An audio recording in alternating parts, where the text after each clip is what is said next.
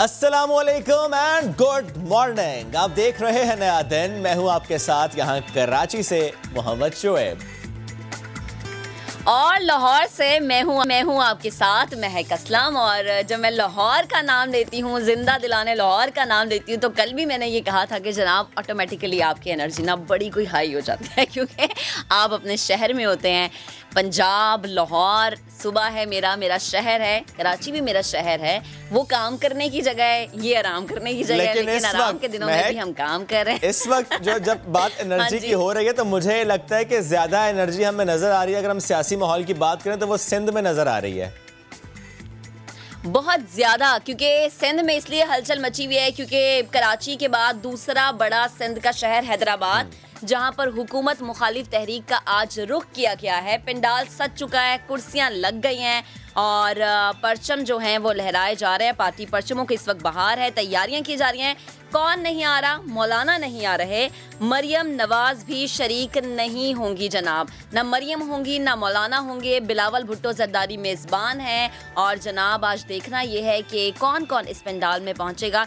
लेकिन दूसरी जानिब बिलावल भुट्टो ने सदारती रेफरेंस अदालत में चैलेंज करने का भी ऐलान कर दिया। वो कहते हैं कि ओपन बैलेट में भी हम बाजी ले जाएंगे, टफ टाइम देंगे। अब देखना यह कि जो इतनी बड़ी बड़ी ये बातें कर रहे हैं उसका नतीजा क्या निकलेगा। लेकिन इस हवाले से शाह महमूद कुरैशी भी थोड़ा सा बयान दे चुके हैं कि जनाब 2/3 वाली बात जो है उससे पता चल रहा है कि शायद तहरीक इंसाफ की तैयारी थोड़ी सी कम है अगर हम उनको अपोजिशन से कंपेयर करें। अच्छा जनाब, रावलपिंडी जाना है या फिर इस्लामाबाद जाना है? क्योंकि मार्च के लिए मौलाना ने कहा था कि हम रावलपिंडी या इस्लामाबाद का रुख करेंगे।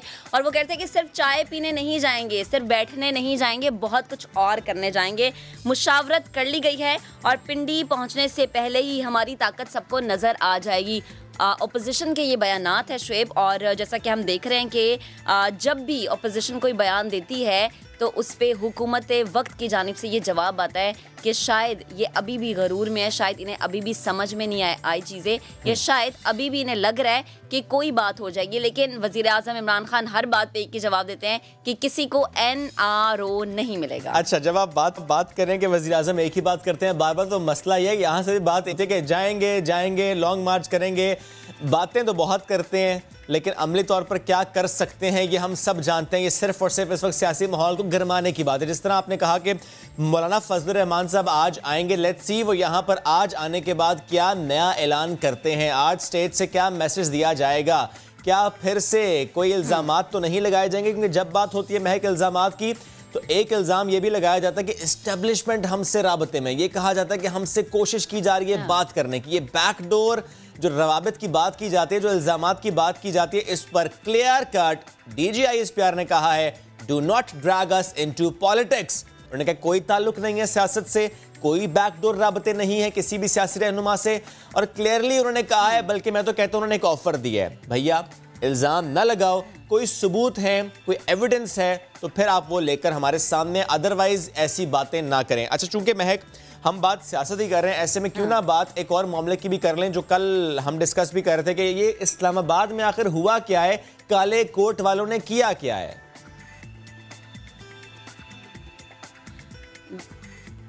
बिल्कुल शेर, जब हम इस्लामाबाद की बात करते हैं और जब हम वहाँ पर मनाजिर हम अपने नाज़रीन को दिखाते हैं, तो हम जब वकला की सबसे स्पेशली जब हम बात करते हैं तो यकीनन उनका जो यूनिफॉर्म है, उनकी जो अपीयरेंस है, वो एक ऐसा मैसेज देती है कि अगर आपके पास कोई मसला है तो आप वकला के पास जा सकते हैं। लेकिन ये कोई पहली दफ़ा नहीं हुआ। आपको लाहौर वाला वाक़या याद होगा, लाहौर वाले वाक़े में क्या हुआ था।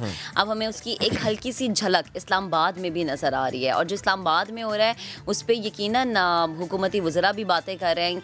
आप ठीक है एहतजाज करें, आप अपनी डिमांड्स सामने लेकर आएं, लेकिन आप इस तरह का रवैया ना इख्तियार करें, आप इस तरह की बातें ना करें। लेकिन जो डिमांड्स हवा बोला गया, जो डिमांड्स की बात आप कर रहे हैं वो डिमांड्स जस्टिफाइड नहीं है, क्योंकि अगर तजावुजात हैं, मैं यही आपसे बात कर रही हूं। बिल्कुल, अगर तजावुजात हैं महक, तो जाहिर है उनके खिलाफ कार्रवाई होगी भैया। वो चाहे वकला ने तजावुजात की हो, वो चाहे डॉक्टर ने की हो, वो चाहे किसी और ने की हो, वो किसी भी मकतबा फ़िक्र से ताल्लुक़ रखने वाले शख्स ने की हो, जो तजावुजात हैं वो तजावुजात रहेंगी। ये तो कोई बात नहीं कि वकला ने किया तो हम एहतजाज करेंगे। मुझे ज़रा महक एक बात समझाएं, फॉर एग्जाम्पल एक गरीब शख्स ने तजावुजात की हों, उसको आप तजावुज़ात गिरा दें, क्या आप उसे अलाउ करेंगे वो जाए और घुस जाए चीफ जस्टिस के कमरे में और जाकर इस तरह से गुफ्तगू करे? क्या ये अलाउ एक आम पाकिस्तानी को किया जा सकता है? नहीं भाई, नहीं किया जा सकता। लेकिन वकलाएं भाई आज़ाद है, जहां जाएं धावा बोल दें, कोई रोकने टोकने वाला नहीं है। और अभी बात जब डिमांड्स की हम करते हैं, अब आप इनकी डिमांड सुन लीजिए। ये कहते हैं एक तो ये कि चैम्बर हमारे दोबारा तामीर करें, दूसरा वो जो ग्राउंड साथ खालिब कहते हैं वहां पर भी चैम्बर बना कर दें। यानी एक तो आपने चोरी किया, ऊपर से आप सीना जोरी दिखा रहे हैं, यानी पहले गलती है उसको सुधारने के बजाय आप कह रहे नहीं, और जो खाली जगह वहां पर भी आप हमें चैम्बर बना कर दें। बात करने को ये तैयार नहीं है। हाँ। ये समझ से बाहर है भाई, आप सुनते किसकी हैं? ये काले कोट पहन के आपने अपने आप को समझ क्या लिया है? देखिए शुएब, और वही बात है कि अगर इस्लामाबाद में हम ये मनाजिर देख रहे हैं तो यकीनन फिर वो कहते हैं ना, पंजाबी में कहते हैं ना, शय मिल जाना। बिल्कुल। तो ये पंजाब या फिर हम फिर कराची में भी ये मनाजिर देखेंगे। अगर एक चीज़ हो रही है और आप अपना मुतालबा, ठीक है आपका मुतालबा ऐसा है जिसपे जो नहीं माना जा सकता, लेकिन बात पहुंचाने का एक तरीका होता है और आप लोगों को तो मिसाली बनना चाहिए, लोगों के लिए एग्जाम्पल बनना चाहिए। अब 21 वकला ऐसे हैं जिनके खिलाफ मुकदमा दर्ज कर लिया गया। आप क्या मैसेज दे रहे हैं आने वाली नस्लों को, दुनिया को क्या पैगाम दे रहे हैं? और जब तजावुज़ात के खिलाफ ऑपरेशन हो रहा है तो यकीनन कुछ सोच समझ के किया जा रहा है। अब आप देखिए, कल इसी पे हम डिस्कशन कर रहे थे कि कराची और लाहौर में ये एक सियासी इंतकाम बन गया कि लाहौर वाले कह रहे हैं जी कि लाहौर में हो रहा है तो हम कराची में क्यों ना करें। ये वो चीज़ है जिसको आप एक सियासी रंगबाजी दे रहे हैं या फिर आप अपनी ज़ातियात पे लेके जा रहे हैं। खैर आगे बढ़ते हैं। एक और चीज़ है जिसके लिए पूरी कौम दुआ गो है और वो ये है अली सतपारा की वापसी के हवाले से कल हमने बहुत लंबी बात की, उनके बेटे भी हमारे साथ मौजूद थे। लेकिन मैं ये समझती हूँ कि ना सिर्फ पाकिस्तान बल्कि वो दो लोग जो कि अली सतपारा के साथ मौजूद हैं, उनके मुल्कों में भी उनकी कौमें ऐसे ही दुआ करेंगी। चिली और आइसलैंड के लोग भी उसी तरीके से दुआ करे होंगे जैसे हर पाकिस्तानी दिली तौर पे ये चाह रहा है कि कोई ना कोई मौजज़ा हो जाए, अली सतपारा वापस आ जाए। हमने देखा कि पाक फ़ौज का अली सतपारा को खराज तहसीन और उन्हें कौमी हीरो करार दिया गया। यही हाल कुछ चिली और आइसलैंड में हो रहा है। जो अली सतपारा के साथी थे जॉन स्नोरी, उनके 2 नन्हे मुन्ने से बच्चे, और वो जिस तरह से अपने वालिद की वापसी के लिए दुआ गो हैं, यकीनन उनके दिल भी वैसे गम से फट रहे हैं जैसे पाकिस्तानी कौम हर लम्हा हर वक्त अली सतपारा की वापसी के लिए दुआएं कर रही है। कल उनके बेटे ने जो बात की, दिल पे बड़ा पत्थर रख के बात की। यकीनन ये किसी भी बेटे के लिए, घर के किसी भी फ़र्द के लिए कहना आसान अल्फाज नहीं है, लेकिन ऐसी ही सूरत हाल आइसलैंड में भी हो रही है। वहाँ के अवाम जो हैं अपने हीरो की वापसी के लिए ऐसे ही दुआएं कर रहे हैं। चिली में भी ऐसी ही सूरत हाल है। ना सिर्फ पाकिस्तान बल्कि वो 2 साथी जो अली सतपारा के साथ मौजूद हैं, उनके मुल्कों में भी कुछ ऐसी ही सिचुएशंस है। और ये हम मनाजिर भी अपनी स्क्रीन पर दिखा रहे हैं जो उनके अली सतपारा के साथी थे जॉन स्नोरी। उनकी ये फैमिली है, 2 छोटे छोटे उनके बच्चे हैं, उनकी वाइफ है, और ये बच्चे भी अपने वालिद की वापसी के लिए यही दुआ कर रहे हैं कि कोई ख़बर आए, कुछ पता चले, कुछ हिला वसीला हो ताकि हमें आइडिया हो सके कि सिचुएशन क्या है। पाक फ़ौज को हम सलाम इसलिए पेश करते हैं क्योंकि हमारा जो रेस्क्यू ऑपरेशन है वो जारी है। और जैसा कि कल फ़ख्र आलम बात कर रहे थे कि एक लेवल से निकल कर जो हमारे पायलट्स हैं उन्होंने वहाँ पर ऑपरेशन किया है और एक ख़ास बुलंदी तक जाकर उन्होंने ढूंढने की कोशिश की है। और महक यही बात में अपने प्लेटफॉर्म से यही बात महक DGISTR ने भी कल समझ से खुसूसी गुफ्तगू करते हुए कही थी।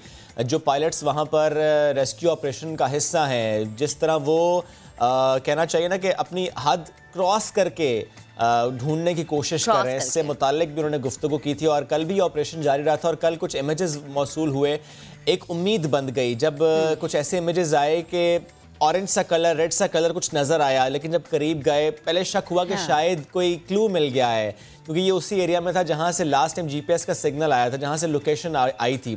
लेकिन खैर वो जब करीब गए तो मालूम हुआ कि नहीं, वो सिर्फ सामान था जिनका इनसे ताल्लुक नहीं था। But at the same time लोग अभी भी ये दुआ कर रहे हैं। हमने उम्मीदें नहीं छोड़नी ना, हमने अपना हौसला बुलंद रखना है, उम्मीद रखनी है अल्लाह के घर से, और अल्लाह से उम्मीद रखनी है कि इंशाल्लाह कोई अच्छी खबर ही आएगी। बिल्कुल, जब बात है अच्छी खबर की महक, तो आज हमारे पास एक बड़ी अच्छी खबर है। और वो अच्छी खबर ये है कि पाकिस्तान में जो ट्रायल्स हुए थे, कैंसिनो बायो के जो ट्रायल्स हुए थे, जिसका मैं भी पार्ट बना था, मैंने भी उस वैक्सीन ट्रायल में अपने आप को वॉलंटियर किया था। ऐसे बहुत से और लोगों ने वॉलंटियर किया। पाकिस्तान में 30,000 वॉलंटियर्स थे जिनको ये वैक्सीन लगाई गई थी। और जो इसका प्रिलिमिनरी जो इनिशियल डाटा है वो मुरतब हो रहा था। और हम रोज़ाना ये सोचते थे कि अब या तब रिजल्ट जो है वो अनाउंस हो जाएंगे।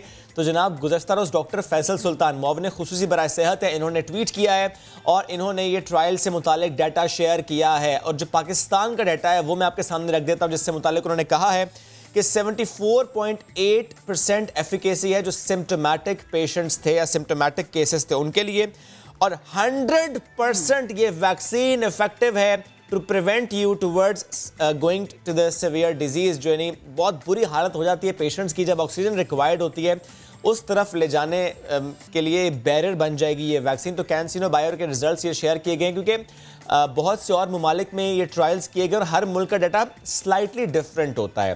तो जो इंटरनेशनल डाटा वो एक तरफ, लेकिन जो पाकिस्तान का डाटा है वो बहुत इत्मीनान बख्श है। अब सवाल ये है, चूंकि अब डाटा अनाउंस हो चुका है, तो क्या ये वैक्सीन भी अब जल्द पाकिस्तान आएगी और पाकिस्तानियों को लगेगी? जब हम बात करें वैक्सीन की, तो इस वक्त चूंकि साइनोफार्म कंपनी की वैक्सीन पाकिस्तान पहुंची थी और वो जो हेल्थ केयर वर्कर्स उनको लगाई जा रही थी, वैक्सीनेशन जारी है। लेकिन शोएब देखिए ना, इस पे आम शहरी बहुत ज्यादा परेशान है। मैं आपने तो वैक्सीन लगवा ली ना, मैं जो एक आम शहरी मैं परेशान हो रही हूँ कि भैया मुझे वैक्सीन कब लगेगी, मेरी बारी कब आएगी। अल्लाह ना करे कोविड हो जाए मुझे अगर, तो मैं चाह रही हूँ कि उससे पहले मुझे वैक्सीन लग जाए। और यही सवाल हर पाकिस्तानी का है कि ठीक है फ्रंट लाइन वर्कर्स को लग रही है, सीनियर सिटीजन्स को लग रही है, उनका हक पहले है, लेकिन जो बाकी शहरी हैं उन्हें आखिरकार कब लगेगी? क्योंकि जाहिर सी बात है तो पाकिस्तान का हिस्सा, और ये एक अहम सवाल है जो कि हर हुकूमती नुमाइंदे से पूछा जा रहा है। हर हुकूमती नुमाइंदे के अलावा एक शहरी दूसरे शहरी से भी ये सवाल करे कि शायद उसको कुछ पता हो कि वैक्सीन का आगाज, बल्कि वो शहरी 1166 पर बार-बार मैसेज करके चेक भी कर रहा है कि शायद अब रजिस्ट्रेशन ओपन हो जाए। आपको उस पे मैसेज करके कोई अब रिस्पांस मिला कि ठीक है अब जो है हम रजिस्ट्रेशन शुरू कर रहे हैं? अभी क्योंकि इस पे क्लियर कर दिया गया है, इस पे क्लियर कर दिया गया है कि जो हेल्थ केयर वर्कर्स थे अभी उनकी रजिस्ट्रेशन हुई है, क्योंकि ज़ाहिर है नादरा के साथ कनेक्ट है वो चीज़, और जो रजिस्टर्ड हेल्थ केयर वर्कर्स हैं अभी सिर्फ उनको लगनी है। फिर आहिस्ता आहिस्ता इसको ओपन किया जाएगा for the rest of the population और फिर ये लग सकेगी। इस वक्त चूंकि पार्लिमानी सेक्रेटरी बराए सेहत डॉक्टर नौशीन हामिद साहिबा ने हमें ज्वाइन कर लिया, तो बाकी सवाल हम उन्हीं से करते हैं। डॉक्टर साहब बेहद शुक्रिया। डॉक्टर साहब सबसे पहले तो मैं चाहता हूं कि आप प्लीज़ आप भी शेयर करें जो कल ट्वीट की गई है डॉक्टर फैसल सुल्तान की जानिब से कैंसिनो बायो के रिजल्ट से मुतालिक, कितने इत्मीनान बख्श हैं, because we all were waiting for the results of this vaccine trial. जी बिल्कुल, बिस्मिल्लाहिर्रहमानिर्रहीम। डेफिनेटली कैंसिनो बायो का हमें बहुत इंतजार था। इसके ट्रायल्स पाकिस्तान में हुए थे और डायरेक्टली पाकिस्तानी पॉपुलेशन पे इसके इफेक्ट्स जो हैं वो रिफ्लेक्ट होने थे। तो बहुत हौसला अफजा नताइज हैं। गो कि जिस वक्त ये ट्रायल हो रहा था उस वक्त भी जो हमें इनिशियली जो समझ में आ रही थी वो इसी तरह पॉजिटिव ही इंडिकेशंस आ रही थी, पर अब तो चूंकि हमारे पास साइंटिफिक डाटा आ गया है तो ये बहुत इनकरेजिंग है। और इंशाल्लाह ताला आने वाले वक्तों में 31 मिलियन डोजेस कैंसिनो बायो की जो है वो हम लोगों ने बुक करवा ली है, उनका ऑर्डर जो है वो उसकी कमिटमेंट है। तो इंशाल्लाह 1 मिलियन जो है वो शायद इसी क्वार्टर में आ जाए और फिर बाकी 30 मिलियन जो है वो अगले क्वार्टर में। तो इंशाल्लाह ताला कैंसिनो बायो भी हमारी एक बड़ी पॉपुलेशन को कवर करेगी। डॉक्टर साहिबा, नेक्स्ट वैक्सीन कौन सी पाकिस्तान आने वाली है? साइनोफार्म तो आई, अब एस्ट्राजेनेका पहले आ जाएगी या कैंसिनो बायो? मेरा ख्याल है जी कि ये एस्ट्राजेनेका जो है वो हम फरवरी में एक्सपेक्ट कर रहे हैं और उसकी चूंकि हमें तकरीबन 1,70,00,000 उसकी डोजेस का हमारी अरेंजमेंट उनके साथ कमिटमेंट है कोवैक्स से, तो उसमें से 60 लाख वैक्सीन जो हैं वो हम इसी महीने एक्सपेक्ट कर रहे हैं कि फरवरी में बस ये इंशाल्लाह ताला कुछ दिनों में वो एस्ट्राजेनेका की वैक्सीन आ जाएगी। और जो हमारी इस वक्त साइनोफार्म हमारे हेल्थ केयर वर्कर्स को कवर करेगी और एस्ट्राजेनेका जब आएगी तो फिर हम अपनी एल्डरली पॉपुलेशन को स्टार्ट कर देंगे। ठीक है डॉक्टर साहिबा, आप जो हमारे साथ फिगर्स शेयर कर रही हैं बड़ी खुशी की बात है। यकीनन जब मज़ीद डोजेस पाकिस्तान आएंगी तो उम्मीदें ज़्यादा बढ़ जाएंगी, ये बात अपनी जगह, लेकिन लगेंगी कब? क्योंकि हर पाकिस्तानी का, हर शहरी का, मुझ समेत हर शहरी का एक ही सवाल है कि हमें वैक्सीन कब लगेगी। देखिए इसके लिए जैसे कि एक वो प्लान बनाया गया है, जैसे पूरी दुनिया में है कि आपको पॉपुलेशन को प्रायोरिटाइज करना पड़ता है और उसके अलावा ये फेजेस में होता है सिस्टम। तो पहला फेज यही था कि front line health care workers को हम कवर कर ले, क्योंकि वो इस वक्त डायरेक्टली कोरोना को एक्सपोज्ड है, वो डायरेक्टली कोरोना के पेशेंट्स के साथ डील कर रहे हैं। तो ये हमारे तकरीबन 5 लाख के करीब हमारे ये front line health care workers हैं। तो ये इंशाल्लाह ताला जो साइनोफार्म की डोजेज आ रही हैं उससे ये कवर हो जाएंगे। उसके बाद सेकंड हमारी जो 9.5 मिलियन पॉपुलेशन 65 प्लस लोगों की है, सेकंड फेज में उनको लगेगी। वो इंशाल्लाह ताला जब कवर हो जाएंगे तो फिर थर्ड फेज में हम लोग 60 to 64 ईयर्स वाली पॉपुलेशन और जो हमारे आम हेल्थ केयर वर्कर्स हैं, जो फ्रंट लाइन नहीं मतलब कि जनरली जो हेल्थ केयर वर्कर्स हैं वो है, और उसके बाद फिर इंशाल्लाह ताला ये बाकी पॉपुलेशन भी कवर होनी शुरू हो जाएगी। और हमें उम्मीद है कि सितंबर तक हम इंशाल्लाह ताला अपनी एक हद तक एक पॉपुलेशन को कवर कर लेंगे। ठीक, डॉक्टर साहबा ये बात भी बता दीजिएगा, साइनोफार्म की जो वैक्सीन इस वक्त पाकिस्तान में मौजूद है और लगाई जा रही है, किस किस को ये नहीं लगाई जा रही? देखिए जी, ये थोड़ा सा इसके बारे में पिछले दिनों बात हो रही थी, बिल्कुल इसीलिए मैंने सवाल किया। जी, ये हेल्थ केयर वर्कर्स को फ्रंट लाइन के लग रही है, मगर अभी ये 60 प्लस लोगों को नहीं लगाई जा रही। और उसकी वजह ये है कि हमारे जहां पर इसके क्लिनिकल ट्रायल्स हुए थे साइनोफार्म के, वहां पर 60 प्लस लोगों को ये नहीं इतने ज्यादा उस वॉलंटियर्स में शामिल थे, इसलिए हमारे पास 60 प्लस लोगों का क्लिनिकल डाटा मौजूद नहीं था क्लिनिकल ट्रायल्स का। सिर्फ उस बेसिस के ऊपर ये डिसाइड किया गया है कि चूंकि हमारे पास वो डाटा नहीं है, इसलिए हम इसको 60 प्लस लोगों के ऊपर ना इस्तेमाल करें। और प्रेग्नेंट खवातीन को भी नहीं लगाई जाएगी? जी, क्योंकि उन क्लिनिकल ट्रायल्स में ये लोग शामिल नहीं थे, तो जिन लोगों को क्लिनिकल ट्रायल्स में नहीं किया गया था उनको फिर हम अभी ये वाली वैक्सीन नहीं दे रहे थे। अच्छा डॉक्टर साहब, एक और चीज़ ज़रा वाज़ेह कीजिएगा, जिस तरह से हम कह रहे हैं कि वैक्सीन कितनी खेप पाकिस्तान आएगी और हम दूसरी वैक्सीन भी मंगा रहे हैं, और निजी इदारों को भी परमिशन दी गई थी गवर्नमेंट की तरफ से कि अगर वो मंगवा सकते हैं तो वो भी मंगवाएं। तो क्या मैं ये कहूँ कि दिसंबर 2021 के एंड तक चीज़ें इतनी आसान हो जाएंगी हमारे लिए कि हम बासानी वैक्सीन ख़रीद सकते हैं, वैक्सीन लगवा सकते हैं? देखिए, प्राइवेट सेक्टर को गवर्नमेंट की तरफ से अलाउ कर दिया गया है कि वो मंगवा ले। इसके लिए उनको सिर्फ अपना जो हमारी drug regulatory authority of Pakistan DRAP है, उसकी जो फॉर्मेलिटीज है रजिस्ट्रेशन की और बाकी जो सारी बाहर से मंगवाने की, वो अपनी पूरी कर ले तो वो किसी टाइम पर भी मंगवा सकती है। डॉक्टर साहब, किसी कंपनी ने भी अभी तक ये प्री रिक्विजिट जो है वो अचीव कर लिया, यानी जो भी रिक्वायरमेंट थी वो पूरी कर ली है? देखिए, इनके लिए थोड़ा सा टाइम कंज्यूमिंग हो रहा है प्राइवेट सेक्टर के लिए, क्योंकि जाहिर है इन्होंने उतनी बड़ी क्वांटिटीज में नहीं मंगानी जितनी बड़ी क्वांटिटीज में कंट्री टू कंट्री डील्स हो रही है। और इस वक्त बेसिकली ये कंट्री टू कंट्री, जैसे अगर चाइना की वैक्सीन हम मंगा रहे हैं तो डायरेक्टली चाइनीज गवर्नमेंट के साथ हमारी गवर्नमेंट कांटेक्ट में है, तो इसमें जरा चीजें हो जाती हैं जब डायरेक्टली गवर्नमेंट्स आपस में डील कर रही होती हैं।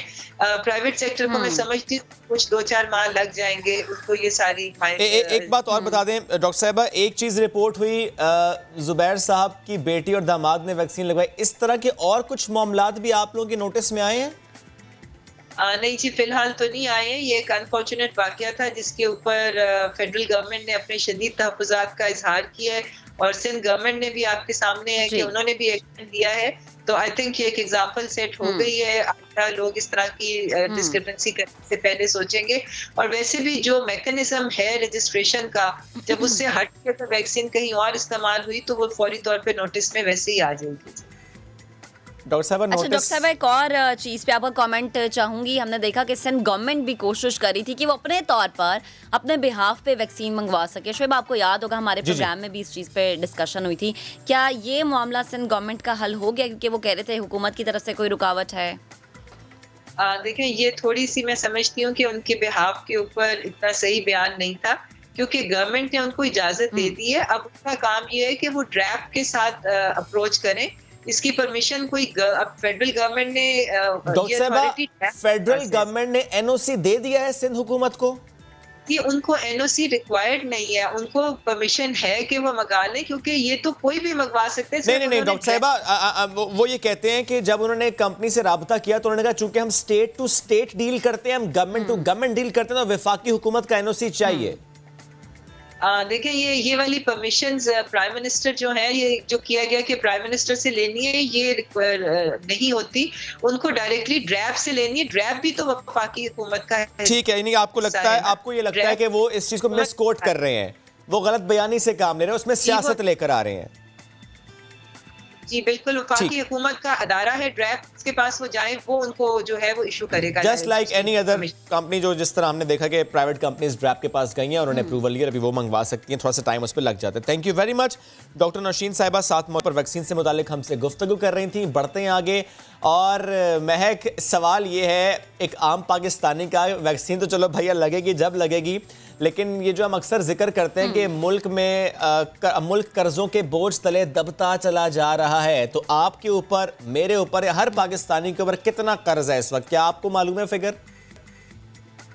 मुझे बिल्कुल नहीं पता। और जब मैं ये सुनती हूँ कि अच्छा मैं मकरूज हूँ, तो मैं हिल जाती हूँ कि मैंने तो किसी से उधार ही नहीं लिया। बस आपने सिर्फ महक ये करना है कि लेकिन जब ये होता है ना कि पाकिस्तान कर्जों में डूबा है, लेकिन आप निकल सकती है इस कर्जे से, इत्तेफाक करना चाहिए। महक, आप भी निकल सकती है इस कर्जे से, मैं भी निकल सकता हूँ इस कर्जे से, लेकिन बहुत से लोग इस कर्जे से निकल नहीं सकते। तरीका है, आपने सिर्फ 1,75,000 रुपए जो है ना हुकूमत को दे देना कि ये लो जो मेरे पे कर्जा है मैंने वो उतार दिया। एक शहरी पर इस वक्त 1,75,000 रुपए कर्ज है। 75,000 सिर्फ आप जो लगा रहे हैं, ना जाने कितने लोगों की सैलरियां इसके अंदर। मैं यही कह रहा हूं महक, मैं यही कह रहा हूं, आप और मैं तो दे पाएंगे, लेकिन बहुत से लोग नहीं दे पाएंगे। मैं यही तो बात कर रहा हूं, जाहिर है वो दे नहीं पाएंगे। मैं भी नहीं दे पाऊंगी। नहीं, आप तो महक आराम से दे देंगी। अच्छा, जब हम बात करेंगे हर पाकिस्तानी, चलिए हम ऑफ स्क्रीन बातें करेंगे जी ये, लेकिन अल्लाह करे कि ये कर्ज का बोझ जो है वो जल्द से जल्द हमारे कंधों से उतर जाए, और उसके लिए हुकूमत क्या संजीदगी से कोशिश कर रही है, इस पर भी आज हम सवाल उठाएंगे। लेकिन एट द सेम टाइम, जब हमने कहा कि हर पाकिस्तानी इस वक्त 1,75,000 रुपए का मकरूज है, तो सवाल ये भी है कि तहरीक इंसाफ की हुकूमत आने से पहले ये कर्ज कितना था, आज ये कर्ज कितना है। इस वक्त हमें ज्वाइन कर रहे हैं हमारे नुमाइंदे शकील अहमद। शकील भाई, गुड मॉर्निंग। शकील भाई, थोड़ा सा एलेबोरेट कीजिएगा इस मामले को। तहरीक इंसाफ की हुकूमत आने से पहले कर्ज कितना था, अब कितना है, और इसमें रीजंस क्या हैं? Thank you Shoaib very much. जो आप कंपैरिजन की बात, तो वो तो तकरीबन 11,500 अरब रुपए इजाफा हो चुका है कर्जे में। अगर 24,900 अरब रुपए था जून 2018 में, तो जून 2020 तक ये 36,399 अरब तक पहुंच गया। तो ये क्वांटम जंप है। लेकिन अहम बात यह है कि हर पाकिस्तानी 1,75,000 रुपये का मकरूज है, और पिछले 2 साल में 55,000 रुपये का इजाफा हुआ है। मैं हूँ या आप हैं या महक असलम हैं या इस दुनिया में कोई भी नया बच्चा आ रहा है, वो भी 1,75,000 रुपये का मकरूज है। अमूमन बच्चे जो भी पैदा होता है वो रोता हुआ इस दुनिया में आता है, लेकिन अगर उसको अंदाज़ा हो जाए कि मेरे ऊपर इतना कर्जा है, तो वो शायद और रोना शुरू कर दे।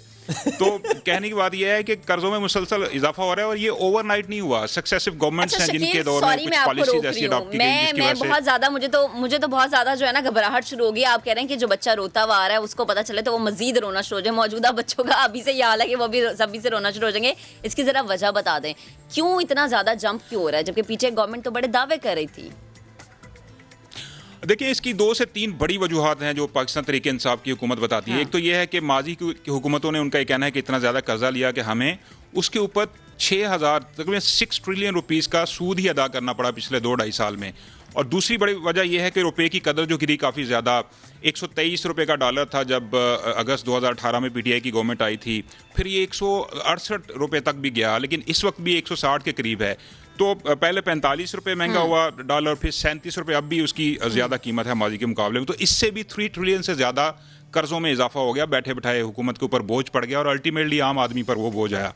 और तीसरी बड़ी वजह वो ये है, गवर्नमेंट बताती है कि जो उनको एमरजेंसी एक्सपेंडिचर्स करना पड़े, स्टिमुलस पैकेज दिया कोरोना के बायस, और जो मुईशत पर बोझ आया उसकी वजह से। तो ये 2-3 बड़े वजूहात है। लेकिन अहम चीज़ ये है कि किसी भी गवर्नमेंट ने उस कानून की पासदारी नहीं की जिसको हम fiscal responsibility and debt limitation act 2005 कहते हैं, जिसके तहत कर्जों की जो लिमिट है वो जीडीपी के 60% के बराबर होनी चाहिए।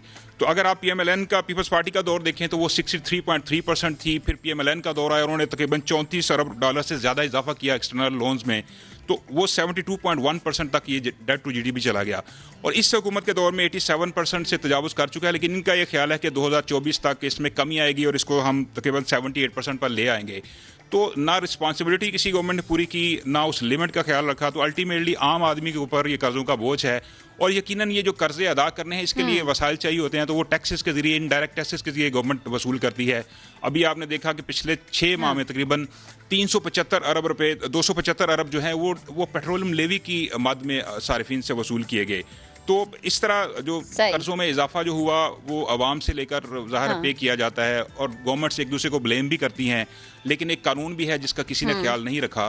तो ये ओवरनाइट नहीं हुआ। मुशर्रफ दौर में ये जो उससे पहले जो था, ये लिमिट जो थी कर्जों की वो काफ़ी ज़्यादा थी, मतलब गवर्नमेंट ने ज़्यादा कर्जा लिया हुआ था, फिर उसमें कमी आई कुछ, लेकिन जो जमहूरी हुकूमतें हैं उनके अदवार में हमने देखा है कि कर्जों में ज्यादा इजाफा हुआ है बनिस्बत उस दौर में जब मुशर्रफ का दौर था। और शकील, मेरे ख्याल से सबसे बड़ा सवालिया निशान ही है कि फिर जमहूरी हुकूमतें जब जमहूरियत का नारा लगाती है तो फिर करती क्या। आबिद सुलैरी साहब भी हमें ज्वाइन कर चुके हैं, उनसे भी इस मामले पर डिस्कशन करते हैं। आबिद साहब, बेहद शुक्रिया आपके वक्त का, गुड मॉर्निंग। हैरान कुन बात है, हिला देने वाली बात है कि हर एक पाकिस्तानी, वो बच्चा है वो बड़ा है, 1,75,000 तक का मकरूज है, लेकिन कहा यह जा रहा है, कोशिश की जा रही है 2024 तक चीज़ों पर हम काबू पा लेंगे। आपको ऐसा कुछ होता हुआ नज़र आ रहा है कि क्या पीटीआई गवर्नमेंट की ऐसी पॉलिसीज़ हैं कि 2024 तक चीज़ों को कंट्रोल कर लेंगे, या ये मज़ीद बढ़ेगा? जैसे कि हमारे साथ हमारे नुमाइंदे भी फिगर्स शेयर कर रहे थे कि हर दफ़ा जब भी गवर्नमेंट आती है, जमहूरी गवर्नमेंट आती है, तो ये चीज़ें बढ़ जाती हैं।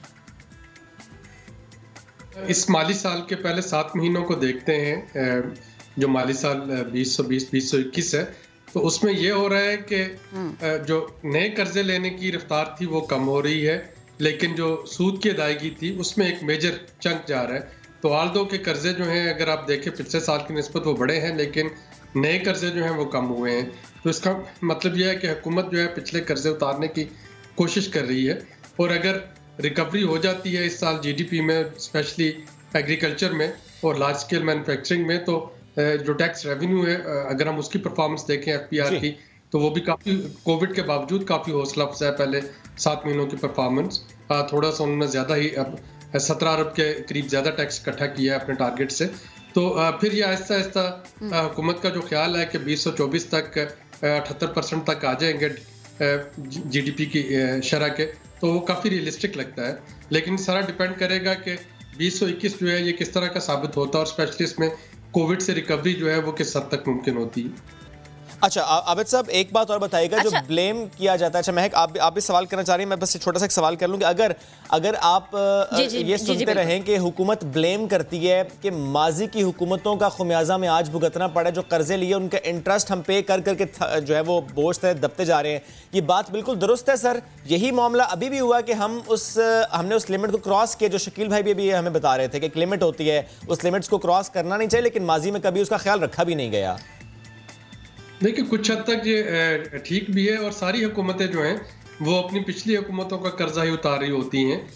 पीएम, ये कहा जा सकता है कि पीएमएलएन ने जो अदायगियाँ की होंगी वो शौकत अजीज साहब के ज़माने की होंगी, इसी तरीके से पीपल्स पार्टी ने जो अदायगियाँ की वो उससे पहले पीरियड की होंगी। अब मौजूदा हुकूमत जो कर रही है, ये कुछ पीपल्स पार्टी के लोन्स होंगे, कुछ पीएमएलएन के अर्ली लोन्स होंगे, डिपेंडिंग के उनकी मैच्योरिटी जो है वो कितनी है। लेकिन अगर आप पिछले साल का ट्रेंड देखें, पिछले 2 सालों का, तो इस वक्त हमारी ज़्यादा बोरिंग जो है वो डोमेस्टिक बोरिंग है, एक्सटर्नल फाइनेंसिंग जो है वो कम है। ज़्यादा जो इस वक्त पाकिस्तान मकरूज है वो अपने कमर्शियल बैंक्स का मकरूज है, जो कि टी बिल्स की शक्ल में या जो और सकूक बांड जो स्टेट बैंक जारी करता है, जिसको कि हमारे कमर्शियल बैंक्स लेते हैं, उन पे जो इंटरेस्ट देना होता है, उसका इस वक्त ज़्यादा बोझ है पाकिस्तान पे।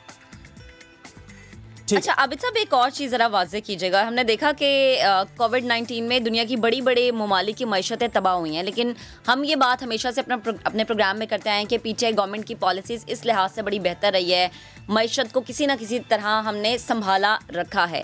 तो जो पॉलिसीज़ पीटीआई गवर्नमेंट की है, आपको लग रहा है कि आगे आने वाले वक्तों में इन्हीं पॉलिसीज़ पे अगर काम किया जाए तो 2024 तक ये चीज़ें कवर हो जाएंगी? और आप जो बात करें 6,000 अरब रुपये अदायगी की, तो ये तो एक बहुत बड़ी और बहुत अलार्मिंग चीज़ है। अगर ये इतनी रकम अदा हो गई है तो उसके बावजूद हर पाकिस्तानी पे इतना कर्जा मौजूद है, मजीद आगे कितना कुछ करना पड़ेगा कि हम वो कर्जे अदा करते फिरें?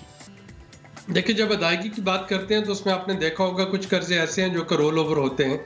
जैसे कुछ दोस्त ममालिक से जो पैसे लिए गए थे उनको रोल ओवर किया जा रहा है, उसमें से $1 बिलियन वापस कर दिया गया, लेकिन उनको फर्दर रोल ओवर करने की बात की जा रही है। कुछ कर्जे आपके ऐसे होते हैं जो कि अभी अगर हमें वीट इंपोर्ट करना पड़ेगी, या अगर आपको ऑयल जो है डेफर्ड पेमेंट पे लेना पड़ रहा होगा, तो अल्टीमेटली कहीं ना कहीं पे वो डेफिसिट जा रहा होगा, और जब डेफिसिट आएगा तो उसको फाइनेंसिंग जो है कहीं से पूरा भी करना होगी।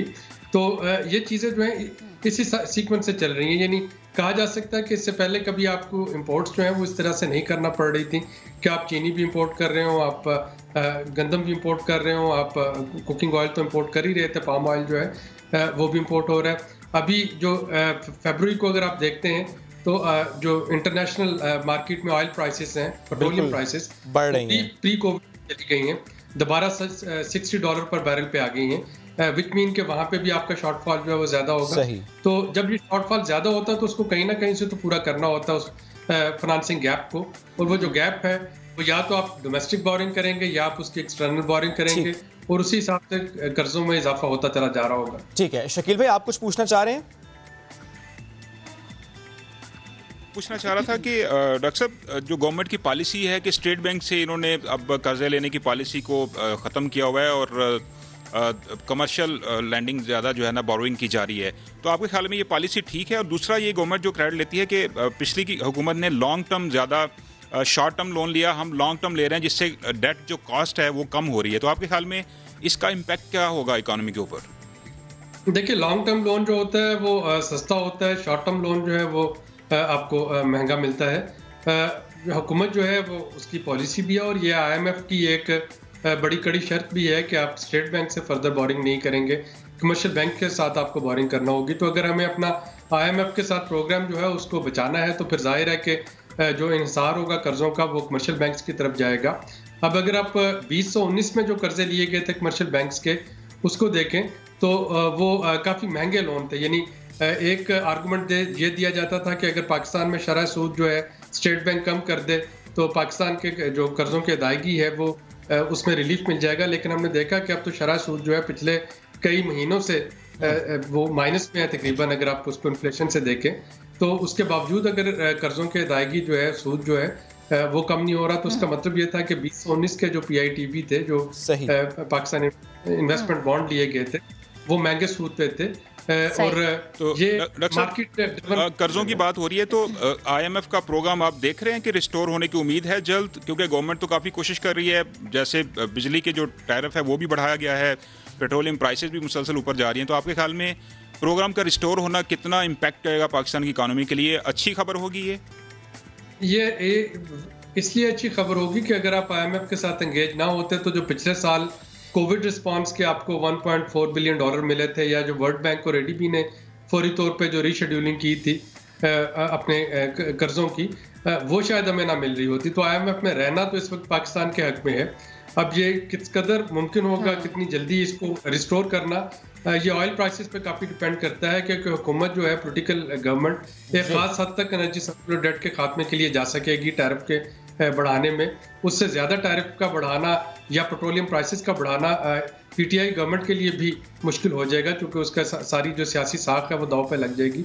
तो ये एक फाइन बैलेंस जो है वो मेंटेन करना होगा हुकूमत को इस वक्त, और आवाम को घबराना नहीं है। इस जुमले का हम जरूर यहाँ पे एडिशन कर देते हैं। आबिद सुलेरी साहब, member economic advisory council, thank you very much, साथ मौजूद थे आप, और शकील अहमद आपने भी साथ दिया, बेहद शुक्रिया। एक छोटी सी वक्त हुआ है जनाब, ब्रेक लेते हैं, वापस आते हैं और फिर आपको कराएंगे नाश्ता, लेकिन वो होगा सियासी नाश्ता।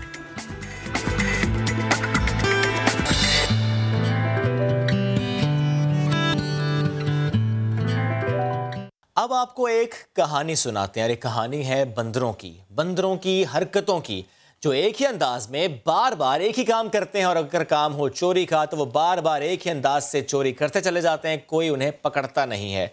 बिल्कुल ऐसा ही एक मामला कराची में भी रिपोर्ट हुआ है। एक गिरोह है और तकरीबन एक ही अंदाज से चोरी करता है, ताजरों को लूटता है, कोई उन्हें पकड़ नहीं पाता। ताजरों ने अब ये किया कि अपने पैसों से मुहाफिजों को मोटरसाइकिल दिलाए, हेलमेट लेकर दिए, कैमरे इंस्टॉल किए कि ताकि उनकी हिफाजत हो सके, ताकि उनकी हलाल की कमाई को लुटने से बचाया जा सके। लेकिन उनकी उम्मीद है कि बर नहीं आती। इसी पर मजीद बात करेंगे। हमें ज्वाइन कर रहे हैं तारिक रोड ट्रेडर्स अलायंस के प्रेसिडेंट इलियास मेमन साहब। सर गुड मॉर्निंग, कैसे हैं आप? सर आप लोग ज़ाहिर है इस वक्त परेशान हैं अब, लेकिन जो रिपोर्ट हमने देखी कि आप लोगों ने तो खुद पैसे देकर कहा कि बाइक भी रखो अपने पास, मुहाफिजों को कहा हेलमेट भी लेकर दिया, यानी आप लोगों ने तो जो करना था, जो कि आपका काम नहीं था, आपने वो भी किया, फ़ायदा ना हुआ सर? देखिए, हमने जब चौकिया, हमने तकरीबन 26 कैमरे हमने लगाए थे। अच्छा। मॉल तारिक रोड पे, बहादुराबाद तारिक रोड एक साथ जॉइंट है, बहादुराबाद जी हमारे साथ ही है। ठीक। तो अल्लाह वाला चौकी तो बहादुर हमारे साथ। ये वारदातें एक ही गैंग जो आपने देखा, ये वारदात तीन दफा वारदात हुई। बहादुराबाद में भी चोरी हुई थी 2 महीने पहले, वो पूरा बुटीक साफ कर दिया। इसके बाद दुपट्टा गली में 3000 सूट वहाँ से गैप करे। सही। इसके बाद ये अपने कुर्ता गली के अलावा दुपट्टा गली में इसी तरह वारदातें करी। बैंक से लोग पैसे लेकर तो उसकी बात तो मुखबरी होती है, वो पैसे उससे बाद में छीन जाते हैं, ला पूरे पैसे दे दो। ये भी 5-6 वारदात। हालांकि एक SHO साहब ने हमारा गैंग बहुत बड़ा पकड़ा है। अच्छा। हाँ, पकड़ा, बाकायदा उसको फायरिंग में जख्मी भी हुए। अच्छा काम करा है उन्होंने, ऐसी बात नहीं है। वो ये गैंग नहीं था, ये गैंग दूसरा था। वो कार में वाइट, ये तकरीबन 15-20 दिन पहले या 1 महीने पहले पकड़ा। अच्छा, तारीख रोड पे जो कार्रवाई हुई थी और पकड़ा था, उसमें पकड़ा, गैंग पकड़ा, बाकायदा उस पर इनाम भी दिया है ADC राइस साहब ने इन लोगों को। लेकिन पता नहीं सिंध गवर्नमेंट का विजन नहीं है। सिंध गवर्नमेंट पता नहीं क्यों खामोश होकर बैठी हुई है। क्या है वज़ीर आला साहब से? आप यकीन मानना कि औरतें आती हैं, पर्चे छीन जाते हैं, मोबाइल, ये तो आम है, ये तो हमारी नज़र में हो। पता नहीं पूरे कराची में एक जिन भूत निकला है, बेलगाम घोड़ा हो गया है, जो इस पे गवर्नमेंट तवज्जो नहीं दे रही है। मैं तो सुप्रीम कोर्ट से भी अपील करता हूँ, चीफ जस्टिस साहब भी इस पर देखें, इस पर नोटिस लें, ये बहुत ज़रूरी है। यकीन माने लोग घर से निकलते और डर लगता है कि हम लूट ना जाए, ये ना हो जाए। लेकिन इस पर सिंध गवर्नमेंट इस पर नहीं जोर दे रही, को बात नहीं। अब सईद गनी साहब का एक इंटरव्यू मैंने देखा था आपकी चैनल पर, मैंने देखा था। ये आपकी जो खतरा की टीम जो है आपकी देखी, वो हकीकत तो बहुत अच्छा काम कर रही है। वो बाकायदा हमारे से वीडियो वगैरह ले जाती है, मालूमात करती है, सब कुछ उसमें विजन है। उसकी वजह से सब कुछ वाले बहुत से ऐसा होता है जिसको पता ही नहीं हो कि क्या हुआ। आपकी समाज टीवी सच बात, सच चीज़ दिखाता है, इसकी वजह से पता चल जाए। लेकिन तो पता ही नहीं है किसको चोरी हुई, डकैती हुई। इस पर गवर्नमेंट को सोचना चाहिए, चीफ जस्टिस को सोचना चाहिए, ADC IG को सोचना चाहिए, IG को सोचना चाहिए। हमारी जो थाने कमेटी जो बनती है, कमेटियाँ बननी चाहिए। इनको अपना फ़ायदा है, हमारा नहीं, उनको अपना फ़ायदा। हम तो पैसे भी देंगे, सब कुछ देंगे, हम तो और भी कैमरा लगाने को तैयार है, लेकिन वो सुनवाई नहीं है। यकीन माने 1-1.5 साल पहले मेरी दुकान पे डकैती पड़ी थी, 10 लाख रुपए मेरी अपनी ज़ाती दुकान डकैती पड़ी थी। मैं किसी मीटिंग में बैठा हुआ था, चैम्बर की मीटिंग में बैठा हुआ था, मैं आया तो कहला मॉल में डकैत घुस गया था। मैंने कहा चलो घुस गया होगा, मेरी दुकान में वो डकैती मैंने खुद ने वसूल करी है। मैंने इतना मारा, मेरे हाथ सूझ गया था समझ में। 10 लाख रुपए भी छीने, सब कुछ भी। 2 आदमी हमारे फायरिंग जख्मी भी हुए थे। देखो उस पर भी गिरफ्तार हो गए थे। गिरफ्तार हमने किया, रेंजर्स वाले पुलिस वाले गिरफ्तार हमने अपने उनको हाथ में दिया था। अल्लाह का शुक्र मेरी जान बच गई उसके अंदर। लेकिन सिंध गवर्नमेंट ने हमें कुछ दिया नहीं कि इतना बड़ा आपने काम करा है। ADC IG ने हमें कुछ दिया नहीं। उस वक्त डॉक्टर अमित शेख साहब थे, ADC का आप कुछ करेंगे, लेकिन हमें कम से कम असला तो दीजिए। असले के लाइसेंस, हमें असले के लाइसेंस भी नहीं दिए हमें। अच्छा, कम से कम असले के लाइसेंस तो दे। अगर आप लोग प्राइवेट कंपनी के गार्ड्स रख लेंगे तो आपको तो ये जरूरत नहीं महसूस होगी। प्राइवेट गार्ड हमने रखे, हमारे मॉल में 5 गार्ड रखे हुए हैं। सबने गार्ड तो सबने रखे, लेकिन एक आदमी कम से कम अचानक ऐसी कोई बात अंदर मार्केट में घुस आता है तो कम से कम उसको भी तो होना चाहिए असला, तो सिक्योरिटी को बीफ अप करना चाहिए। ठीक सर, मुझे अब ये बताएं सर, आप लोगों ने बाइक्स कितने लेकर दिए और आप लोगों ने कितना खर्चा किया इस मद में? देखिए, इस बात में तो हमने लाखों रुपए का हमने खर्च करा है। इसके अंदर बाइकें लेके दिए हैं, हेलमेट बांटे हैं, हमारी NGO दूसरी उनको सब मिलकर हमने काम करा है। ये बाइक्स आपने सिंध पुलिस के एहलकारों को लेकर दिए? मैसेज साहब थे, मैसेज साहब SSP साहब थे, इनके सामने हेलमेट सब कुछ ये करें मौजूद थे। आप बाइक्स कहाँ है सर? अब ये तो पता ही नहीं, अल्लाह बेहतर कहाँ है कि नहीं है, मुझे तो नहीं मालूम। बाइक्स आपने लेकर दिए थे, पेट्रोलिंग करेंगे, तारिक रोड पे पेट्रोलिंग करेंगे, यहाँ से वहाँ तक पेट्रोलिंग। लास्ट टाइम आपने कब देखा पेट्रोलिंग करते हुए इनको उस बाइक पर? बहुत कम, इनमें सारी बातें आ गई, बहुत कम। अच्छा, बहुत कम। यानी आपने तो बाइक्स लेकर दे दी? बाइक NGO हमारे साथ थी, उन्होंने बाइक लेके दी थी। मैसेज साहब थे, मैसेज साहब हमारे SSP था, उन्होंने ओपनिंग करी थी। जहाँ चौकी ताई रोड लिबर्टी में चौकी में, वहाँ पे हमने ओपनिंग करी, सब कुछ करी थी, हेलमेट वगैरह हर चीज़ बात दी। लेकिन मसला क्या है, हम तो चलो और बाइक भी देखें, लेकिन फ़ायदा क्या है? फ़ायदा नजर है तो फिर आप लोग उसमें और पुलिस की नफरी देखें अपने, यानी कि कोरोना के अंदर जो है PCH को आते हैं उसको बंद कराने, 8 बजे हारन बजाने आते, उस वक्त नहीं, दुकान बंद कराने आ जाते हैं, लेकिन फौरन हिफाजत करने नहीं आते हैं। आप यकीन माने कि आप हिसाब के कोरोना के अंदर 8 बजे का टाइम तो हारन बजा उस वक्त मौजूद होना चाहिए। 8 बजे के टाइम पे जो पिक टाइम होता है, दोपहर में पिक टाइम होता है, चोरी डकैती होना चाहिए। एक कलर मेजर की किसी के पास चोरी होगी तो रात को 1:30 बजे बताया कैमरे खुलवाओ। उसने कैमरे मेरे को उठाया, घर से मैं आया, अपना मॉल खुलवाया, मैंने कैमरे दिखाया, ताकतवर के लिए सबकी चीज़ें, गरीब आदमी के लिए कुछ भी चीज़ नहीं है। इसमें सिंध गवर्नमेंट को बहुत बड़ी जिम्मेदारी है। सिंध गवर्नमेंट को सोचना चाहिए, आईजी से एडीसी को, फिर आपसे रिपीट करो, सोचना चाहिए। हम उनके साथ ताउन करने को तैयार है, लेकिन ये हमारे साथ ताउन करने को तैयार है। ट्रेडर्स ताउन करने को तैयार हैं। अगर इसमें कोई इश्यूज हैं तो जिस तरह पहले एनजीओ के ताउन से बाइक्स लेकर दी, तो आप लोग फिर मजीद भी सपोर्ट कर सकते हैं, लेकिन उसका रिजल्ट नजर आना चाहिए। सर, अगर ऐसा मामला ही रहता है, इसी तरह चोरियां डकैतियां होती रहती हैं, गिरोह बेलगाम रहता है, आपको लगता है तारिक रोड की जो रौनक है वो मांद पड़ जाएगी? डर खौफ तो होगा ना मेरे भाई, हर आदमी को डर। बैंक से निकलते अभी ऐसी तो चले, तो ये तो हमारे सामने बहुत से ऐसी वारदात पूरी कराची में वो वारदात आपको समाज सच टीवी सब कुछ दिखाता है।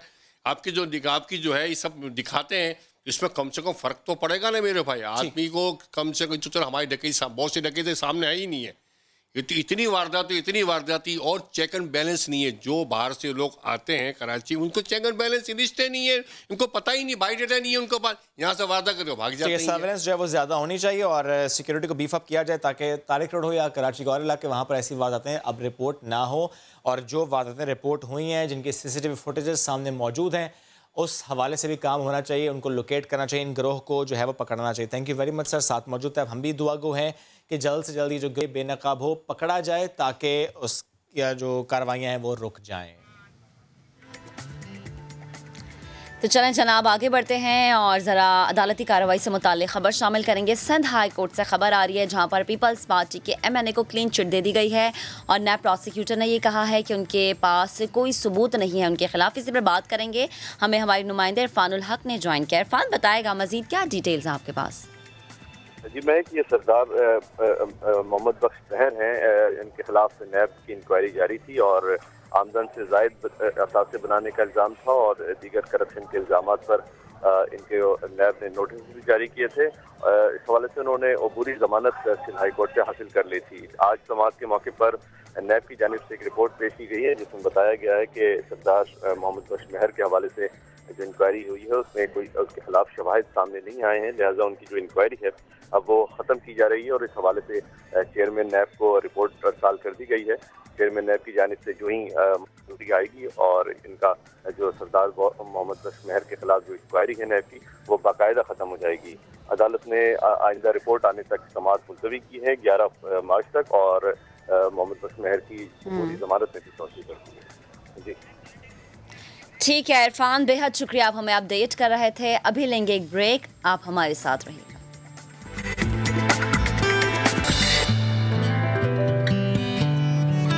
नया दिन में नए सिरे से खुशामदीद। बात करते हैं सुलगती वादी की। मकबूजा कश्मीर जो कि इस वक्त दुनिया की सबसे बड़ी जेल में तब्दील हो चुका है। वादी के वारिस अपनी ही ज़मीन, अपनी ही रियासत, अपने ही घर में यूँ लगता है जैसे कैदी हैं। 3 दहाइयों से जारी ये भारतीय रियासती दहशतगर्दी, ये गुंडागर्दी, इसके नतीजे में अब तक 1 लाख के करीब कश्मीरी शहीद हो चुके हैं। क्या सूरत हाल है वादी की? 3 दहाइयों से यहाँ पर खून की जिस तरह से होली खेली जा रही है। जुल्म तो जुल्म है, बढ़ता है तो मिट जाता है, लेकिन कश्मीर में होने वाला जुल्म ऐसा है कि सिर्फ और सिर्फ हम देखते हैं कि वक्त के साथ साथ बढ़ता चला जा रहा है। उसमें शिद्दत आ रही है, उसमें कमी आ नहीं रही। जुल्म ऐसा हो रहा है वहाँ पर कि जब बेटे की लाश भी ना मिले तो वो माँ क्या करे, वो बाप क्या करे, वो भाई क्या करे।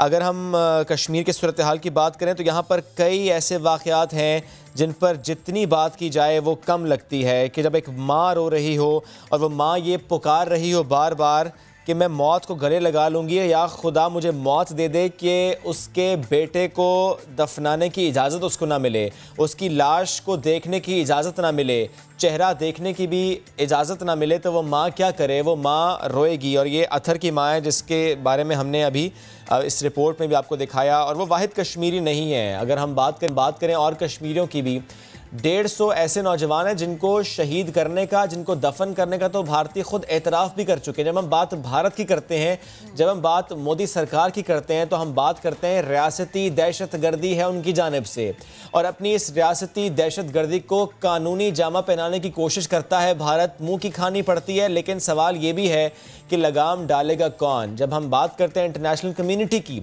जब हम बात करते हैं जो रिस्पेक्टिव डेस्क्स हैं तो क्या वो भारत को लगाम डालने में नाकाम नहीं? इसमें एक सवाल ये भी उठाया जाता है कि भारत के साथ वेस्टेड इंटरेस्ट होते हैं, क्या ये रुकावट बन जाते हैं? क्योंकि भारत इसके साथ जो रवाबित हैं, सुपर पावर्स के भी जो रवाबित हैं, रीजनल पावर्स के भी जो रवाबित हैं मुख्तलिफ ममालिक के, उन रवाबित की वजह से यूँ लगता है कि भारत को लगाम डालने में मुश्किल पेश आती है। और अब हम बात करते हैं हुर्रियत रहनुमाओं की और उनकी उस स्ट्रगल की जो कि जारी सारी है। ऐसे में हुर्रियत रहनुमा शहीद अफजल गुरु की अगर हम बात कर लें, जिस तरह आज उनकी 8वीं बरसी मनाई जा रही है और उस बरसी के मौके पर क्या सूरत हाल है मकबूजा वादी में कि मुकम्मल हड़ताल है, वहाँ पर तालीमी इदारे भी बंद हैं, वहाँ कारोबारी मराकज़ भी बंद हैं, वहाँ ट्रैफिक का निज़ाम भी मुअत्तल है। अफजल गुरु जिनको तिहाड़ जेल में फांसी देकर वहीं दफना दिया गया था और भारत की पार्लियामान पर सन 2001 में होने वाले मुसल्लह हमले की साजिश में जो कश्मीर की हम बात कर रहे हैं, मुसल्लह हमले की साजिश में कश्मीर के अफजल गुरु को 9 फरवरी 2013 की सुबह दिल्ली की तिहाड़ जेल में खुफिया तौर पर फांसी दी गई थी, जो आज 8 बिल्कुल। बरस लेकिन इस वाक़े को बीत गए। मैं माजरत आपकी बात काट रही हूँ, एक सवाल फिर यहाँ पर ये भी है कि क्या भारतीय जो हुक्मरान हैं उनके ऊपर क्या कश्मीरियों को इतना खौफ मुसल्लत है, ब्लैकआउट कर दिया जाता है, जाली सर्च ऑपरेशन में उन्हें मार दिया जाता है, खुद इस बात का एतराफ़ करते हैं कि इतने नौजवानों को हमने शहीद किया है। शाह साहब हमारे साथ मौजूद हैं, शुएब आई थिंक हमारा रब्ता उनसे बहाल हो गया है। बिल्कुल, वज़ीर ख़ारजा शाह महमूद कुरैशी साहब ने हमें ज्वाइन किया, उनसे हम गुफ्तगू करेंगे। शाह साहब बहुत शुक्रिया। शाह साहब, मकबूजा वादी की जब हम बात कर रहे हैं और ऐसे में आज अफजल गुरु की 8वीं बरसी, क्या कहना चाहेंगे आप इस मौके पर? यकीनन उनको खराज तहसीन पेश करना चाहूँगा और आपके ज़रिए मकबूजा कश्मीर में रहने वाले कश्मीरियों को यह पैगाम देना चाहूँगा कि आपकी कुर्बानियाँ ज़ाया हरगिज़ नहीं जाएंगी। माफ़ कीजिए। और जो जुल्म और जो तकलीफ़ें आप बर्दाश्त कर रही हैं वो धीरे धीरे दुनिया के सामने ब्लैकआउट के बावजूद, कम्युनिकेशन ब्लॉकेड के बावजूद वो अयां होती जा रही हैं। जो हकायक हैं वो दुनिया के सामने पेश हो रहे हैं। पाकिस्तान अपना किरदार अदा कर रहा है, दुनिया को आगाह कर रहा है कि किस तरह वहाँ इंसानी हकूक को पामाल किया जा रहा है, किस तरह काले कावानीन का सहारा लेकर लोगों पर एक तारीख रात है जो एक जारी है। मुसलसल 18 माह से लोग एक मिलिट्री शख्सियत में जिंदगी गुजार रहे हैं। तो इंशाअल्लाह ये जो उनकी जद्दोजहद है वो जरूर रंग लाएगी। बिल्कुल शाह साहब, हमारी भी यही कोशिश है और हमने देखा कि वज़ीर आज़म इमरान खान बारहा इस बात का एतराफ़ भी कर चुके हैं, ये बात कह भी चुके हैं कि वो कश्मीर के सफ़ीर हैं। लेकिन सवाल यहाँ पर है जो वो कम्युनिटीज़ या जो वो इदारे जो कि बात करते हैं अमन का दाई होने की, जो कि बात करते हैं जमहूरियत की, जो कि बात करते हैं पूरी दुनिया में अमन कायम करने की, वो क्यों खामोश हैं? उनकी खामोशी क्यों नहीं टूटती? ये रोज़ा कब ख़त्म होगा? ये खामोशी कब टूटेगी? कब कश्मीरियों के लिए वो आवाज़ उठाएंगे? जब इसमें हमारा इलेक्ट्रॉनिक और प्रिंट मीडिया नेशनल और इंटरनेशनल लोगों को जगाने में कामयाब होगा, इसमें कोई शक नहीं कि अब आपका पैगाम जो है वो अवामुन नास तक पहुंचना शुरू हो गया है। और आप देख रहे हैं कि दुनिया में जो आम शहरी हैं, सिविल सोसाइटी है, ह्यूमन राइट्स बॉडीज हैं, पार्लियामेंटेरियंस हैं, वो मुतासर होना शुरू हो चुके हैं। हुकूमतें जो हैं उनके अपने मफादात होते हैं, उनकी अपनी तरजीहात होती हैं, उनके अपने कमर्शियल इंटरेस्ट होते हैं। और यही वज़ीर आज़म ने कोटली के जलसे में भी कहा था कि मैं यकीन से कह सकता हूँ कि हुकूमतों के सामने मसलियतें होंगी, लेकिन जितनी उम्मा के मुसलमान ममालिक हैं या दीगर ममालिक जो कि जमहूरी कदरों में और इंसानी हकूक के कायल हैं, वो यकीनन आपकी बात सुन रहे हैं और सुनेंगे। और उस पब्लिक ओपिनियन का प्रेशर जो है वो बिलाखिर हुकूमतों पर भी जाएगा। ठीक है शाह साहब, ये तो हम बात करें मकबूजा वादी की। मैं एक और मामले पर भी आपका कमेंट चाह रहा था, क्योंकि ज़ाहिर है इस वक्त एक और भी अहम मामला जिस पर पूरी कौम जो है वो इंतज़ार कर रही है कि कोई अच्छी खबर मिल जाए, वो है जो हमारे कोह पैमा मोहम्मद अली सदपारा जो कि K2 सर करने गए थे, विंटर्स में गए थे और ज़ाहिर है अभी चौथा दिन है, कुछ आता पता नहीं है। और इनके साथ साथ शाह साहब John Snorri from Iceland and JP Mohar from Chile, ज़ाहिर है ये भी साथ गए। 3 टीम मेंबर्स हैं इस वक्त और कुछ अता पता मालूम नहीं इनका। सर चिली और आइसलैंड से भी क्या हम राब्ते में और उनको भी अपडेट किया जा रहा है जो इस वक्त रेस्क्यू ऑपरेशन यहाँ पर जारी है? जी यकीनन हम उनके साथ राब्ते में हैं और उनको पल पल की खबर दी जा रही है, उनको एतमाद में लिया जा रहा है। हुकूमत पाकिस्तान और फौज पाकिस्तान जो कुछ रेस्क्यू ऑपरेशन कर सकते थे कर रहे हैं। आपके इल्म में है कि मुसलसल वो ऑपरेशन जारी हैं।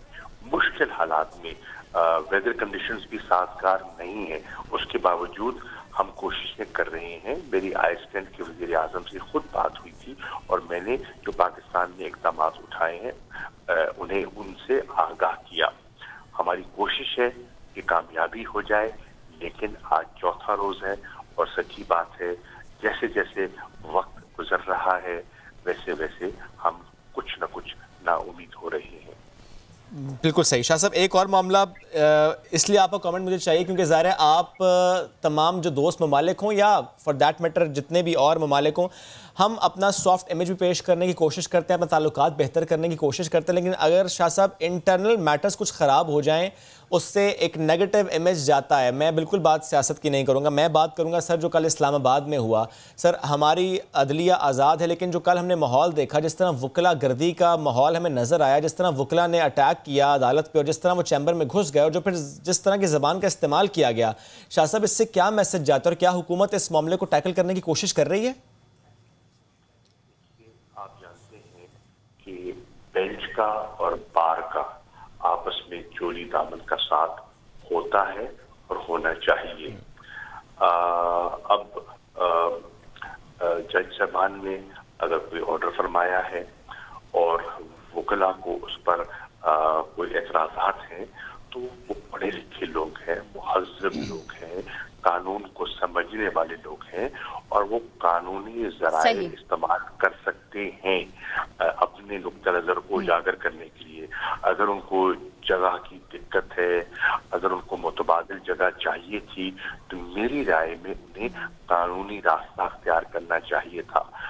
मैं नहीं समझता कि जो कल कार्रवाई हुई है उससे काले कोट की इज्जत में इजाफा हुआ हो। अभी भी मैं समझता हूँ कि जो सीनियर हजरात हैं उन्हें अपना किरदार अदा करना चाहिए और इस गलत फहमी को और इस वक्त जो तनाव है उसे ख़त्म करना चाहिए। अगर आज इस्लामाबाद में अदालतें फंक्शन नहीं कर रही तो उससे आम शहरी भी मुतासिर हो रहे हैं और वकला भी मुतासिर होंगे। तो ज़रूरत इस अमर की है कि इस मसले को जल्द अज जल्द सुलझाया जाए। बिल्कुल, और शाह साहब एक अच्छी एग्जाम्पल सेट की जाए, क्योंकि यकीनन जैसे कि शुएब ने भी कहा कि ये वकला गर्दी की मिसाल पाकिस्तान के अपने इमेज के लिए बेहतर। शुक्रिया, आप हमारे साथ मौजूद थे, गुफ्तगू कर रहे थे। अब ज़रा आगे बढ़ जाते हैं और आपको नाश्ता करवाते हैं। लाहौर के तगड़े नाश्ते की मैं बिल्कुल बात नहीं करी, मैं बात करी सियासी नाश्ते की। तो जनाब, सियासत में क्या हलचल हो रही है और PDM अब क्या सोच कर बैठी है? आज कहाँ पंडाल सज रहा है? हैदराबाद सिंध का दूसरा बड़ा शहर है और आज यहाँ पर पंडाल सज चुका है, कुर्सियाँ लग गई हैं, पार्टी परचमों की बहार है।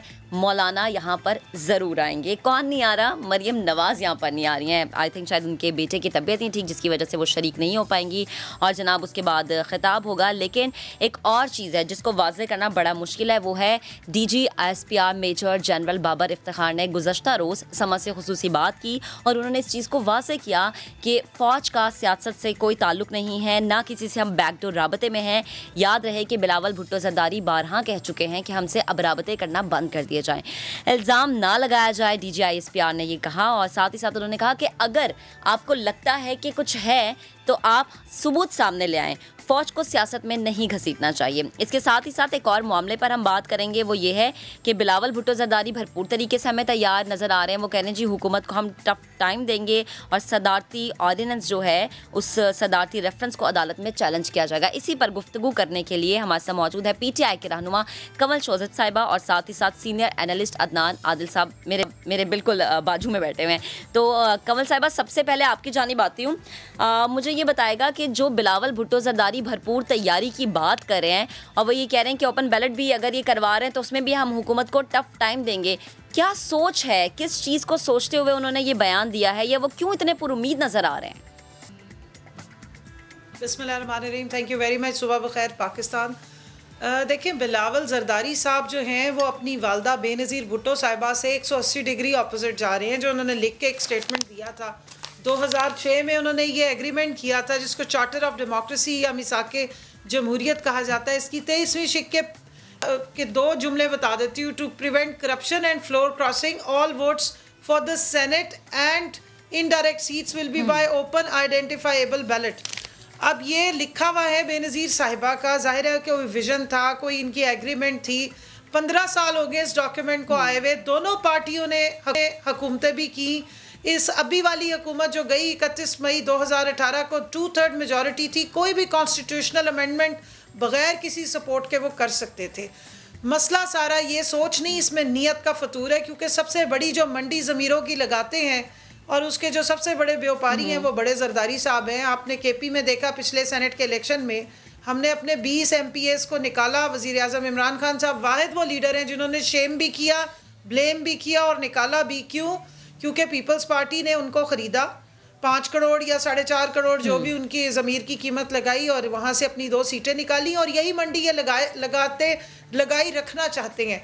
क्या वजह है कि इस तरह के जो आप चार्टर्स लाते हैं, जो जमहूरियत के नाम पे मौरूसियत को पालते हैं, बड़े बड़ी बातें करते हैं, बड़े बड़े दावे करते हैं, लेकिन रवैयों में जमहूरियत नहीं। वो नवीद कमर साहब ने बाजू चढ़ाए और मुंह से उनके झाग निकल रही थी जिस वक्त उन्होंने इसी अमेंडमेंट पे डिस्कशन करने के दौरान जाके स्पीकर पे अटैक कर दिया। इसी अमेंडमेंट के दौरान जो है वो इनकी जो चीफ विप भी है शाजिया मरी साहिबा, वो बैनर्स और पोस्टर्स लेके और शोर शराबा हंगामा करवाते। तो ये रवैयों में इनके जमहूरियत नहीं। दूसरा, आपने कहा वो बड़े तैयार नज़र आते हैं। देखिए, पूरी PDM की जो एक टूटी फूटी इनकी करप्शन बचाओ मुहिम थी, उसका सत्यानाश नहीं, सवा सत्यानाश करने वाले कोई और नहीं, जरदारी साहब और छोटे जरदारी बिलावल साहब हैं। इन्होंने ही सबसे पहले यू टर्न, तो छोटा लफ्ज़ है ना, बड़ी डबल कलाबाजियाँ खाई। और आपको हर उस जगह से ये दूर नज़र आए जहाँ पर मरियम साहिबा मौजूद हुई। और ये वाक़यात होने शुरू हुए 13 दिसंबर के जो जलसा आर या पार वाला था उसके बाद से। और 27 दिसंबर को इस पे आपने कैप करते देखा जब जरदारी साहब ने शेरों का शिकारी जरदारी के नारे लगवाए लाड़काना में। तो उसके बाद आपने देखा इनकी स्ट्रैटेजी सारी आपको डिसमेंटल नजर आई। पहले इन्होंने कहा हम इस्तीफे देंगे, सिंध हुकूमत भी हमें देनी पड़ी, हम दे देंगे, लेकिन फिर ज़िमनी इंतखाबात भी लड़े, अब सेनेट भी लड़ना चाहते हैं। ओपन आइडेंटिफाइबल वोट्स इसलिए नहीं क्योंकि पैसा सबसे ज़्यादा अगर कोई कमाता है इस मंडी से, इलेक्शनों की मंडी से, तो वो किसी भी पार्टी का चेयरपर्सन होता है, क्योंकि वो टिकट के नाम पे भी पैसे लेते हैं। और अगर ज़मीर खरीदने हो तो इतने अरसे से आपके पास रिसोर्सेज हैं, आप कर सकते हैं। और अगर ये हमें ताने देते हैं, कंवल साहिबा, और यही वो चीज थी जो गुज़श्ता वक्त में जब पहले जी प्लीज, जो ये कह रहे हैं कि जी वजीर आज़म इमरान खान ने कोई 50 करोड़ का डेवलपमेंट फंड इसलिए दिया है कि कोई सियासी रिश्वत है और लोग हमसे भागे जा रहे हैं। तो मैं इनको याद करा दूं कि हम हुकूमत में हैं और हुकूमत के लिए किसी को भी रिश्वत देना कोई बताने की ज़रूरत नहीं होती है। लोग हुकूमतों के साथ चलते हैं, अपोजिशन के साथ जाके, और ऐसी टूटी फूटी नालायकों की मौरूसी सियासी बोनों की जो अपोजिशन है उसको तो आगे लोग छोड़ने को तैयार हैं। इनके कहने पे तो इनके किसी एक मेंबर ने इस्तीफा देना गवारा नहीं किया, कुजा वो इनके साथ जाएंगे। तो इल्ज़ाम तराशी करना और अपने आप की इधर इधर छुपने से बेहतर है कि अच्छी बात है कि अवाम को असलियत नज़र आ गई कि जहाँ किसी भी इलेक्शन में शफाफियत की, निज़ाम को ठीक करने की बात होगी, ये जमातें आपको हमेशा दूर भागती नजर आएंगी। जुबानी जमा खर्च और दावे नारे इनसे जितने मर्जी आप करवा लें। अच्छा कंवल साहिबा, वैसे जो अपोजिशन है वो कह रही है कि जो हुकूमत वक्त है उसकी सियासत से इस वक्त अवाम परेशान है, अवाम नाला है। और जब हम सियासत की बात करते हैं तो यहाँ पर DG ISPR ने जो गुज़श्ता रोज़ समा को खुसूसी इंटरव्यू दिया, जो खुसूसी बात की, उसका जिक्र करना भी ज़रूरी है। अदनान साहब, आप इस हवाले से क्या कमेंट करेंगे? क्योंकि DG ISPR तो वाज़ेह तौर पर कह रहे हैं कि फ़ौज सियासत का हिस्सा नहीं है, ना उसको सियासत में घसीटा जाए। अगर कुछ ऐसा है तो वाज़ेह तौर पर सबूत लाएँ और फिर बात करें। मेरा ख्याल है वो इस बात को रिस्पॉन्ड कर रहे थे जो मरीम नवाज़ ने की थी, और उन्होंने कहा था कि आपके बड़े, यानी वज़ीर आज़म को मुखातिब करके कहा था कि आपके बड़े जो हैं वो हमें कह रहे हैं कि सेनेट में ये आईनी तरमीम को सपोर्ट करें जिसके तहत ओपन बैलेट हो सके सेनेट इलेक्शन में।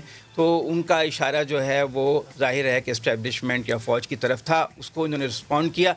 ये जो नून लीग है इसकी हिकमत अमली रही है कि फ़ौज की क़यादत और वज़ीर आज़म इमरान ख़ान के दरमियान गलत फ़हमी पैदा की जाए कि उनको ये तासुर दिया जाए वज़ीर आज़म को कि फ़ौज की क़यादत जो है वो आपके ख़िलाफ़ काम कर रही है।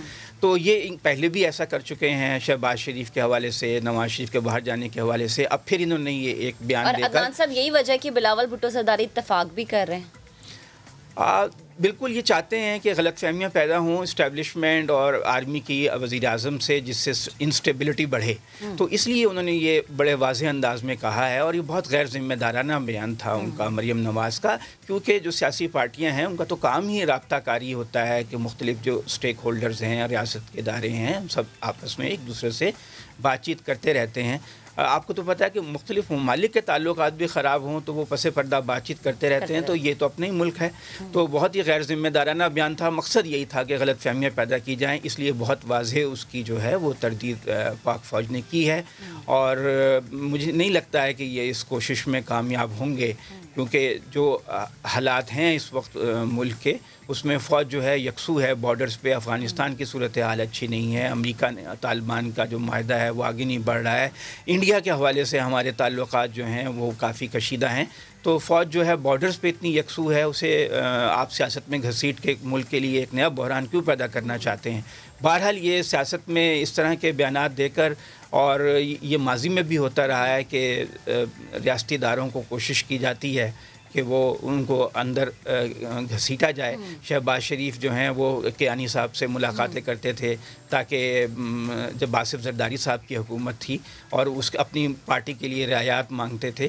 तो इस तरह की अफवाहें और इस तरह की मुलाकातें जो हैं वो ये एक पूरे सियासत का हिस्सा होती हैं। अच्छा किया पाक फ़ौज ने उसकी जो है तरदीद कर दी है। अच्छा कमल साहिबा, एक और चीज़ मैं आपसे पूछना चाहूँगी, बिलावल भुट्टो सरदारी तो इस चीज़ पे भी तैयार हैं कि रावलपिंडी या इस्लामाबाद अब मुशावरत हो गई है और जाने से पहले हमारी ताकत नज़र आ जाएगी कि हम जिस मकसद के लिए जा रहे हैं उससे पहले हमारी पावर क्या है वो भी हुकूमत वक्त देख लेगी। तो क्या कोई तैयारी हम देखें कि पीटीआई गवर्नमेंट की तरफ से कोई तैयारी की गई है? क्योंकि शेख रशीद साहब तो बार बार कह चुके हैं कि आए इनको चाय पिलाते हैं और तसल्ली के साथ बैठ के बात करें। यानी शेख साहब की नज़र में शायद अमन वाले तरीके में यही एक रास्ता है। यानी कमल साहब चाय तैयार है, चाय पेश की जाएगी। देखिए आप बिलावल को इतना सीरियस लेते हैं, आप लोग नहीं लेते? 4 महीने की इनकी सियासी बयानत मैं आपको बताने लगी हूँ। देखिए मैंने कहा वो सियासी मौरूसी बोने हैं, और पिछले 4 महीने जो पीडीएम की इनकी तहरीक चलती रही उसमें उनके सारे बयानात उठाएं और चलाएं। इतनी फनी आपकी एक वीडियो तैयार हो जाएगी, लोग खुश हो जाएंगे कि चलो कुछ तो हंसने को मिल गया। एक बयान इनका जो था उस पर उन्होंने स्टैंड किया, तो मुझे वो बयान बता दें। मैं लात मार के हुकूमत गिरा दूंगा, वो लाते ही चला रही है, हुकूमत तो चल रही है। अच्छा फिर मैं ये कर दूंगा, मैं वो कर दूंगा, मैं हम सिंध में के इस्तीफे इनके मुंह पे मारेंगे। फिर पलटी खाई, कलाबाजी खाई कि हम तो नहीं, हम तो ज़िमनी इंतखाबात लड़ेंगे। वो मरियम के साथ खड़े होके जो लेकिन कमल साहिबा वो ये भी तो कहते हैं ना कि हमारी लड़ाई वजीर आजम से नहीं है बल्कि उनसे है जो इनको लाए हैं। हाँ तो वो कौन है जिनके बारे में अभी आप बयान करी थी? मैं आपको आज एक बात क्लियर बता दूं।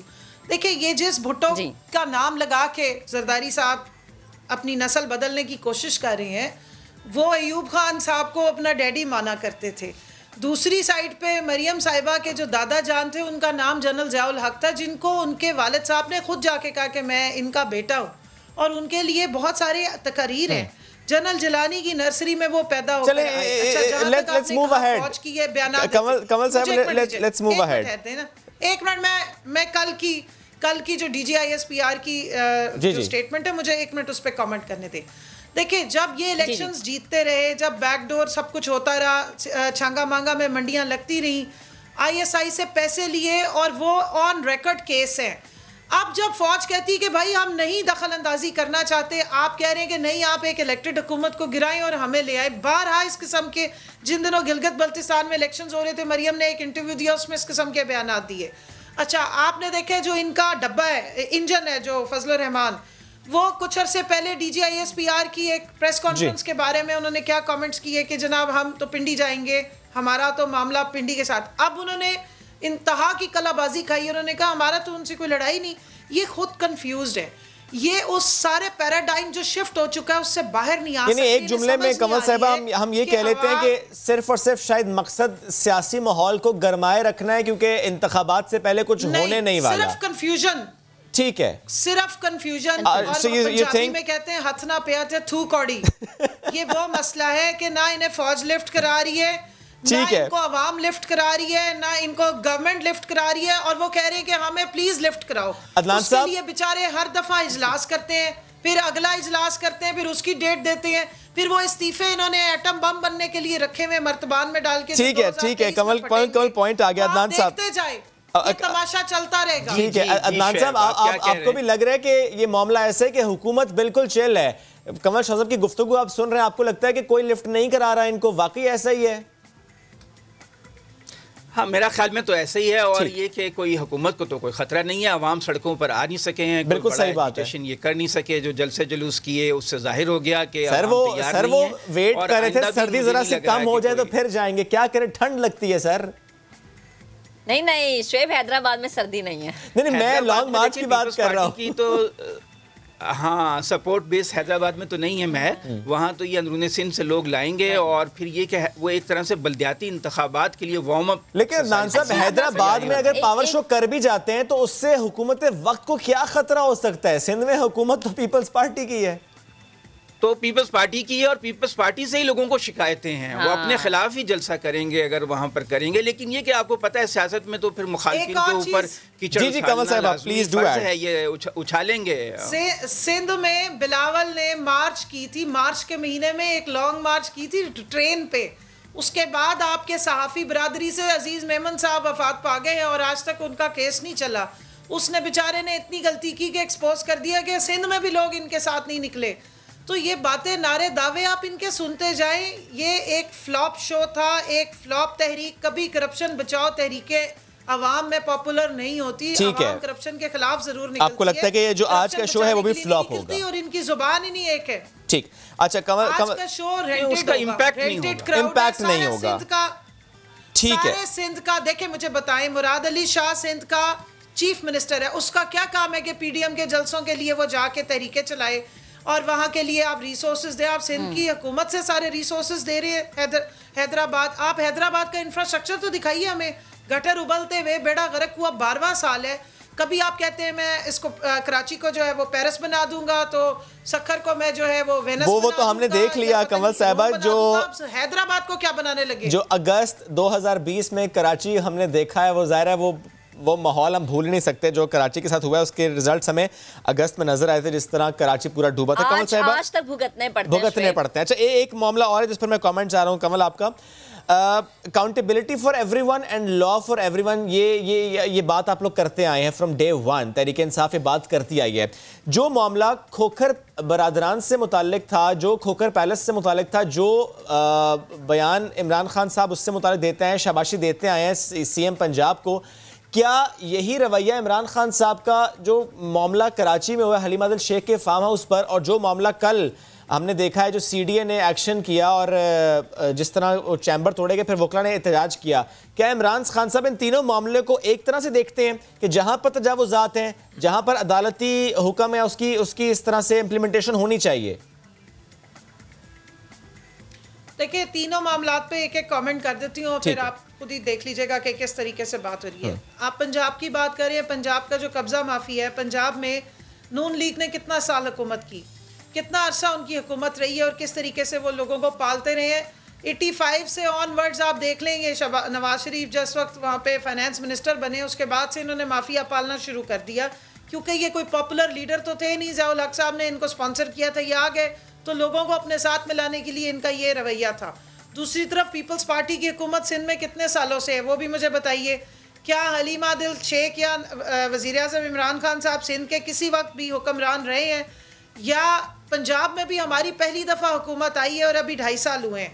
तीसरी तरफ आप वकला की बात करें। नहीं, पहले इस पर एक कमेंट और कर दें कमल साहिबा, before we go to the lawyers thing. Before we go to the lawyers thing, ये हलीम अदल शेख वाले मामले पर क्या इमरान खान साहब कन्विंस्ड हैं? जो हलीम अदल शेख साहब बात कर रहे हैं वो कन्विंस्ड है कि वो ठीक बात कर रहे हैं?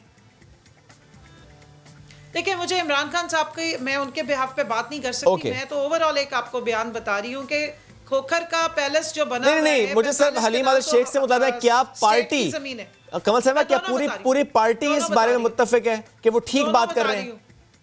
दोनों, जी मैं दोनों बातें बता रही हूँ, मुझे 1 मिनट दीजिएगा सिर्फ। खोखर साहब जो 150 कनाल जमीन पे रह रहे थे और सेंटर में उन्होंने जिस पे कब्जा जमाया हुआ, जो जुरासिक पार्क उन्होंने वहाँ बनाया हुआ है, उसमें से 45 कनाल जमीन स्टेट की है, 22 कनाल एक बेवा की है जो अभी तक रो रही है और वो अदालतों का चक्कर लगा रही है, और मजीद भी इसी तरह की चीज़ें निकलेंगी। देखिए, हलीम आदिल शेख साहब का मसला थोड़ा सा फ़र्क है कि पिछले 12 सालों से हुकूमत किसकी है? सिंध की हुकूमत, और सिंध की हुकूमत के हम हमेशा से नहीं, ये बात अपनी जगह। क्या पाकिस्तान तहरीक इंसाफ कन्विंस्ड है? क्या उन्हें बता दिया गया, हलीम आदिल शेख साहब की तरफ से ऐसे डॉक्यूमेंट्स दे दिए गए हैं कि वो जो बात कर रहे हैं वो ठीक बात कर रहे हैं?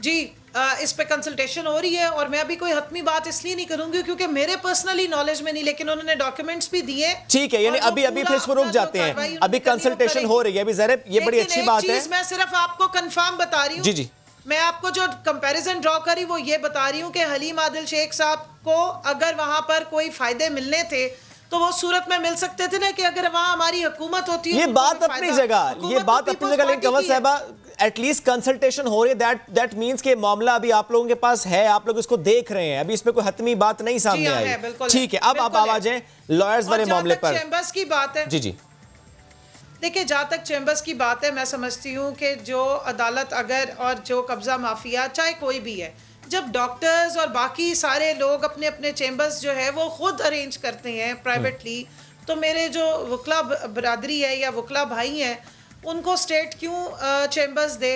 आप रेंट करें, आप ले लें। और मेरे ख्याल में कि ये जो इफ्तिखार मोहम्मद चौधरी साहब एक दाग बेल डाल के गए हैं एक एडम की, कि चंद लोग इकट्ठे हो जाएं। हमने लाहौर में भी ऐसे मनाजर देखे कि डॉक्टर्स और वकला की आपस में लड़ाइयाँ हो रही थी, और एक मतलब ये कोई अच्छा ट्रेंड इस मुल्क में सेट नहीं हो रहा। हमें तमाम के लिए रूल ऑफ लॉ है, जो खुद कॉन्स्टिट्यूशन और यानी कमल साहिबा, मैं ये समझूं, वो उससे बालातर नहीं हो सकता। मैं ये समझूं जो वकला इस वक्त प्रेशर डाल रहे हैं कि चैम्बर्स दोबारा बना के दें, और जो खाली ग्राउंड है साथ वहां पर भी बना के दें, इस डिमांड को पूरा नहीं किया जाएगा, ये अनजस्टिफाइड है। मैं ये समझती हूँ कि जब आपकी ज़मीन नहीं है, आप ज़मीन खरीद लीजिए, उसके बाद फिर वो जो भी है। देखें, अगर मैंने अपना प्राइवेट ऑफिस बनाना है, मैं वहाँ हुकूमत को तो नहीं कहूँगी बिल्कुल ठीक है, ज़मीन दे, मेरा चैम्बर बना के दे, मैं तो खुद बनाऊंगी ना।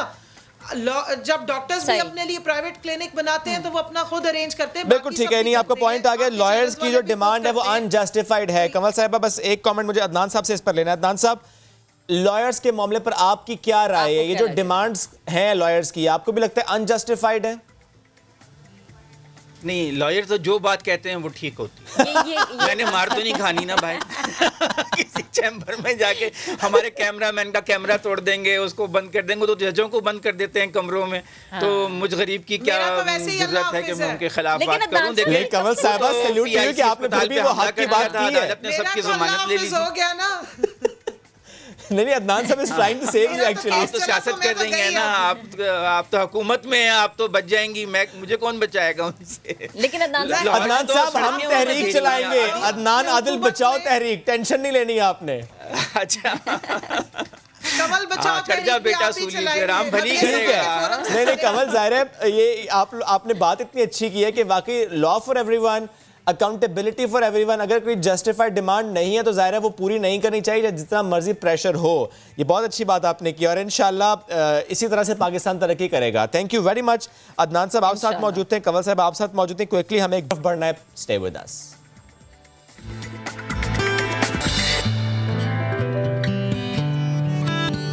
Welcome back. आपको बताएं कि दहशतगर्दी ने जहां कोयटा की हज़ारा बिरादरी को खौफ में मुब्तला किए रखा, कुछ ना करने का जो अज़्म था, कुछ ना करने का जो खौफ था, उसको अज़्म में कैसे बदला वहाँ के ख़ानदान ने, और कैसे दुनिया को बताया कि अगर खौफ है, अगर डर है, तो उसको आपने ख़त्म करना है। ख़त्म कैसे करना है? आगे बढ़ना है, एक बेहतर और पुरवकार ज़िंदगी के बारे में सोचना है। ऐसे ये ख़ानदान से मुजीबुल्लाह हमारी मुलाकात करवाएंगे, और ये मुलाकात, ये गुफ्तगू यकीनन हज़ारा बिरादरी के जो दीगर लोग हैं, जो दीगर ख़ानदान हैं, उनके लिए एक मिसाल कायम करने वाली है। तो प्लीज़ देखिए।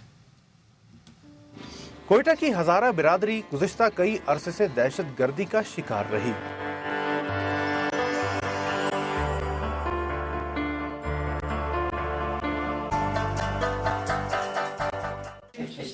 फिदा हुसैन और उनकी 3 बेटियों को भी दहशत गर्दी ने मुआश से महरूम किया।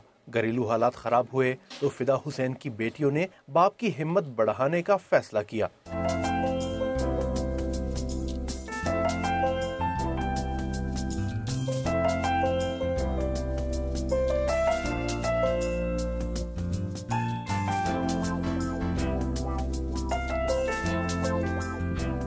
कुचलाग में मेरे एक 17-18 साल से मेरा एक अच्छा जमा हुआ ठिकाना था। फिर ये हालात जो ख़राब हुए, दहशतगर्दी, पर्चा वगैरह टारगेट किलिंग, तो इसकी वजह से मुझे छोड़ना पड़ा। उरूज फातिमा फिदा हुसैन की सबसे बड़ी बेटी है, जिसने किचन के चूल्हे को घर का चूल्हा जलाने का जरिया बनाते हुए ऑनलाइन कारोबार का आगाज किया। ब्रेकफास्ट आइटम से हम लोगों ने स्टार्ट किया, फिर उससे लंच भी इंक्लूड किया, फिर उसके साथ हम लोगों ने बेकिंग के आइटम्स भी इंक्लूड किए। स्पेसिफिकली हम लोगों ने केक्स डिज़ाइन करना स्टार्ट किया, कपकेक्स बनाना स्टार्ट किया, हम लोगों ने केक्सिकल्स और बहुत सारे डिफरेंट आइटम्स हैं हमारे पास। उरूज के साथ अनीसा बतूल और सुमैया बतूल ने भी अपने हुनर को तराशते हुए कारोबार को तकवीत बख्शी। आज इन तीनों बहनों का हुनर घर की कफालत का सबब बन रहा है। हमारे बाबा जो है बहुत ही काम उनका बिल्कुल अच्छा खासा चल रहा था। टेररिज्म की वजह से उनकी लॉस हो गई सारी जॉब जो थी। अब हमारे पास घर में ऐसा कुछ भी बंदोबस्त नहीं था कि हम घर चला सके। फिदा हुसैन का ये कुंबा महाना 1.5 लाख रुपए से ज्यादा आमदन इकट्ठी कर रहा है, जो एक मुतवस्सित तबके के घर को चलाने के लिए काफी है। हालात की सख्तियों से शिकस्त खाने के बजाय इन 3 बाहिम्मत बहनों ने सोशल मीडिया को रोजगार का जरिया बना दिया। कैमरामैन जफर बलोच के साथ मुजीबुल्लाह, समा, कोयटा। तो जनाब, कुछ करने का अज़्म और कुछ ना करने का जो खौफ है, उसको किस तरह से काबू किया हज़ारा बिरादरी के इस ख़ानदान ने, यकीनन ये बहुत सारे लोगों के लिए मिसाल है। आगे बढ़ते हैं, एक और अहम खबर आपको देंगे। पाकिस्तान और तुर्की के हवाले से मुश्तरका मशकों का ये मामला है और दीगर मामलात पर इस पर बात हुई है। उस्मान खान हमारे नुमाइंदा हमें ज्वाइन कर चुके हैं, मज़ीद डिटेल्स उनसे लेंगे। उस्मान, इस खबर से मुतालिक अपडेट कीजिएगा। जी बिल्कुल, ये मुश्तरका अतातुर्क 11 की इफ्तिताई तकरीब है, जो कि पाक तुर्क मुश्तरका फौजी मश्क है। इसका बाज़ाब्ता तौर पर इफ्तिताह हो गया है। इफ्तिताई तकरीब जो है वो स्पेशल हेडक्वार्टर करबेला में हुई है। ISPR के मुताबिक तुर्की खसूसी दस्ते और SSG के दस्ते 3 हफ्तों पर मुहित तवील मुश्तरका मश्क में हिस्सा लेंगे। इस मश्क में इंसाज दहशतगर्दी, close quarter battle, cordon and research, rappelling, fire and moving, helicopter rappelling, compound clearance और यरगमाली और बचाव के अमल शामिल हैं। और मुश्तरका फौजी मशकों से दोनों बरादर ममालिक के माबैन ताल्लुकात को मजीद तक़वियत मिलेगा। ISPR का ऐसा कहना है और ये भी कहा गया है कि मिलिट्री जिद्दत और ताउन में बढ़ते हुए रुझानात को ढालने में भी मदद मिलेगी। शुक्रिया उस्मान खान, आपने अपडेट किया। बढ़ते हैं आगे और अब मेरा ख्याल है महक, वक्त हो चुका है कहाँ का चक्कर लगाने का? दुनिया भर का चक्कर लगाते हैं। दुनिया में होने वाले अजीबो-गरीब वाक़यात, बिल्कुल कुछ अजीबो-गरीब वाक़यात जो दुनिया भर से मैं लाहौर से एंजॉय करूंगी, आप कराची से कीजिएगा। और चले जी, आप अब हम बैठ के कराची और लाहौर से दुनिया भर का चक्कर आपको लगवाते हैं। तो पहली खबर मेरे पास है जनाब, मिस्र से सोने की ज़बान, गोल्ड टंग वाली 2000 साल पुरानी मम्मी बरामद हुई है। चट्टानों के दरमियान बनी 16 कब्रें मिली, जिसमें 2000 साल पुरानी एक ऐसी मम्मी भी है जिसकी ज़बान सोने की है। मैं तो ये सोच रहा हूँ महक कि खुदाई करने के बाद जब मम्मी मिली तो क्या उन्होंने मुंह खोल के चेक किया कि ज़बान है और नहीं है, फिर चेक किया कि जो ज़बान है वो सोने की है या नहीं है? मतलब सीरियसली। और मैं ये सोचूं कि इन चीज़ों से क्या इन्हें खौफ नहीं आया होगा? मतलब इनको तो देख के एकदम से बंदा हो जाए कि यार ये क्या है। देखिए अब चूंकि खुदाई करने के बाद मम्मियों का मिलना, फिर ज़ुबान भी सोने की होना, तो मेरा डर खौफ तो मर गया। मैं तो ढूंढ ढूंढ के चेक करूंगा कि ज़बान सोने की है या नहीं है। अच्छा, इससे मुताल्लिक ये कहा जा रहा है कि ये हो सकता है, पॉसिबिलिटी है कि वो जब जिंदा थी तो शायद उनकी ज़बान कट गई हो और उसके बाद आर्टिफिशियल उन्हें टंग लगाई हो गोल्ड की, ताकि वो मरने के बाद अगर उन्हें बात करनी हो तो वो कर सकें, तो इसलिए इनको ये लगाया गया था। और कुछ ये जो आप इतना पॉजिटिव हो गए हैं ना, ये सिर्फ और सिर्फ मेरी वजह से आपका असर है। क्या बात है, क्या बात है जी। अच्छा, और credit goes to me, of course you. अच्छा महक, और कुछ जो मम्मियाँ वहाँ से मिली हैं उनके मास्क भी सही सलामत है। अब मैं ये सोच रहा हूँ मास्क भी सही सलामत वहाँ से मिल रहे हैं। 2000 साल पुरानी ये मम्मियाँ हैं। अब वो चेहरे उस वक्त कैसे थे ये समझने में अब मदद मिल रही है इनको, तो ये ज़ाहिर रिसर्च के लिए बड़ा एक अच्छा है जो इनको इस तरह की एक कहना चाहिए कि एक चीज़ सामने आई है। अच्छा जी, एक और मामला ये, आप कभी दिल किया महक कि आप स्पेन जाएं, और जाएं भी तब जब बुल फेस्टिवल हो? नहीं, मेरा ऐसे कामों के लिए बिल्कुल दिल नहीं करता। आपको पता कि मैं तो बड़ा एडवेंचर पसंद हूं, मेरा तो बड़ा दिल करता है मैं अपनी छुट्टियां अपने घर में गुजार। क्या अच्छा, मेरा बड़ा दिल करता है कि मैं स्पेन भी जाऊं और तब जाऊं बुल फेस्टिवल हो, लेकिन इस साल ना मैं जाने का प्लान कर रहा हूं और ना वहां बुल फेस्टिवल हो रहा है। अब इसलिए नहीं हो रहा कि मैं नहीं आ रहा, तो ऐसी कोई बात नहीं है, कोविड की वजह से ना, कोविड-19 की वजह से। जनाब, जुलाई में ये फेस्टिवल होता है, इस साल मुनाकिद जो है वो नहीं हो पाएगा। पैम्पलोना में होने वाले इस फेस्टिवल में शहर की गलियों में, जिस तरह हम आपको इस वक्त स्क्रीन पर दिखा भी रहे हैं कि होता ही है जनाब, बैल अंधाधुंध दौड़ते हैं और उसके बाद बहुत से लोग इसमें ज़ख्मी भी होते हैं। और इस फेस्टिवल में जितने लोग पार्टिसिपेट करते हैं उससे ज़्यादा लोग उसको देखने के लिए वहाँ मौजूद होते हैं, और हम देखते हैं सिर्फ और सिर्फ टेलीविजन पर। थोड़ा सा डर आता है ना, एम सिंग सुंग मार के तो सड़क के बनेगा, हम जरा डर जाते हैं। ये जो आप हंस रहे हैं, कि आपके पास ऐसी कोई खबर है हंसने मुस्कुराने वाली? बिल्कुल बिल्कुल। अच्छा, वैसे ये जो हंसने मुस्कुराने वाली खबरें होती ना, अल्लाह जाने ये क्यों मेरे पास आती हैं, या क्यों मेरा दिल करता है कि मैं आवाम के साथ शेयर करूँ ये खबरें, क्योंकि मुझे अक्सर लोग ये कहते हैं कि आप जब टीवी पे खबरें पढ़ती हैं आप बहुत मुस्कुरा के पढ़ती हैं, इसकी क्या वजह? मुझे नहीं पता इसकी क्या वजह। मैं शायद मेरा चेहरा ही ऐसा है कि या कह सकते हैं कि वो आपको जो को एंकर होता है वो आपको बातों में लगाए रखता है, को एंकर आपको हंसाता रहता है, वो आपका दिल जो है ना लगाए रखता है, हंसाता रहता है। ये भी एक चीज़ है, ये इसका क्रेडिट आपको जाता है। खैर, जो इस वक्त हम बनासे दिखा रहे हैं, नन्ही मुन्नी प्यारी सी बच्ची है जो अपने अब्बा की गोद में है, और वो हंसती है, मुस्कुराती है, और जो उसकी हंसी है, उसकी खिलखिलाहट वाली जो हंसी है, वो दूसरों को भी हंसने पे मजबूर करती है। उसके अब्बा एक बच्चों की किताब उसे पढ़ के सुना रहे हैं, और वो जैसे जैसे पढ़ के सुनाते हैं तो वो बच्ची हंसती है। मैं चाहूँगी कि ये मनाज़िर हम अपने नाज़रीन को ज़रा हम खामोश रहते हैं और इसकी हंसी सुनवा देते हैं। Here you go, Minnie, said Goofy. Your surprise gift from Mickey. Now who wants to go skating? Giggled Minnie, handing Mickey the box. Wow, inside were shiny new skates. Gee, thanks, Minnie, Mickey said with a big grin. Mickey strapped on his shiny new skates. Come on, everybody. अच्छा, महक, यूं लगा कि इस कहानी से ज्यादा वो जो उनके एक्सप्रेशंस थे, जो उनका स्टाइल था, और जिस तरह वो मिमिक्री कर रहे थे ना, उसकी वजह से बच्चा ज्यादा खुश हो रहा था, वो ज्यादा एंजॉय कर रहा था, ज़्यादा खुश हो रहा था। हाँ बिल्कुल। और मुझे लगता है बच्चे तो वैसे अब्बा की गोद में बड़े खुश रहते हैं। मेरा एक्सपीरियंस तो नहीं है, लेकिन आपको देख के मुझे पता है कि आपके बच्चा आपकी गोद में ज़्यादा खुश है। That's very right actually। अच्छा, एक और खबर है हमारे पास, और वो ये है कि इमेजिन कीजिए पौधा आपको ईमेल भेजे, और पौधा ईमेल में लिखे कि मेरे आसपास क्या है, मुझे क्या चीज़ चाहिए, तो आप भी हैरान हो जाएंगे ये पौधे के पास कहाँ से आ गया भाई कोई अकाउंट जिस पर वो ईमेल करेगा। अगर पौधा, और वो भी हो पालक का, और उसके पत्ते अपनी रुदात सुनाने लगें कि उन पर क्या बीत रही है, तो जनाब उसकी खबर यह है कि माहिरीन ने पालक के जो पत्ते हैं इनको नैनो टेक्नोलॉजी से लेस किया है, और वो उन्हें ईमेल भेजने लगे हैं। माहिरीन के मुताबिक पौधे अतराफ से बहुत सारा जो डाटा है वो एब्जॉर्ब करते हैं, यहाँ तक कि जो माहौलियाती तब्दीलियाँ हैं इनको अच्छी तरह से वो नोट करते हैं।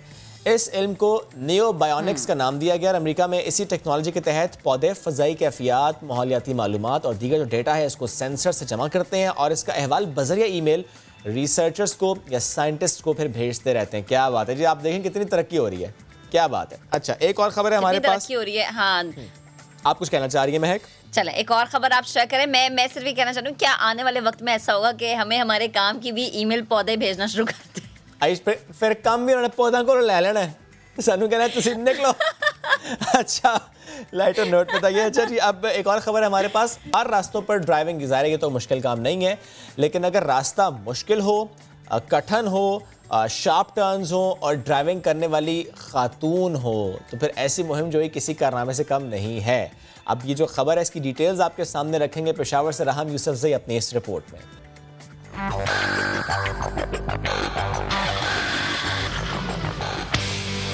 कोई रैली या रेस जब किसी का शुरू होता है तो वो टाइम देते हैं 10, 5। तो जब वो 1 होता है ना तो आपकी हार्ट बीट तेज हो जाती है। जैसे आप एक्सीलरेटर पर पैर रखते हैं ना, फिर आप है और गाड़ी है, फिर ट्रैक है।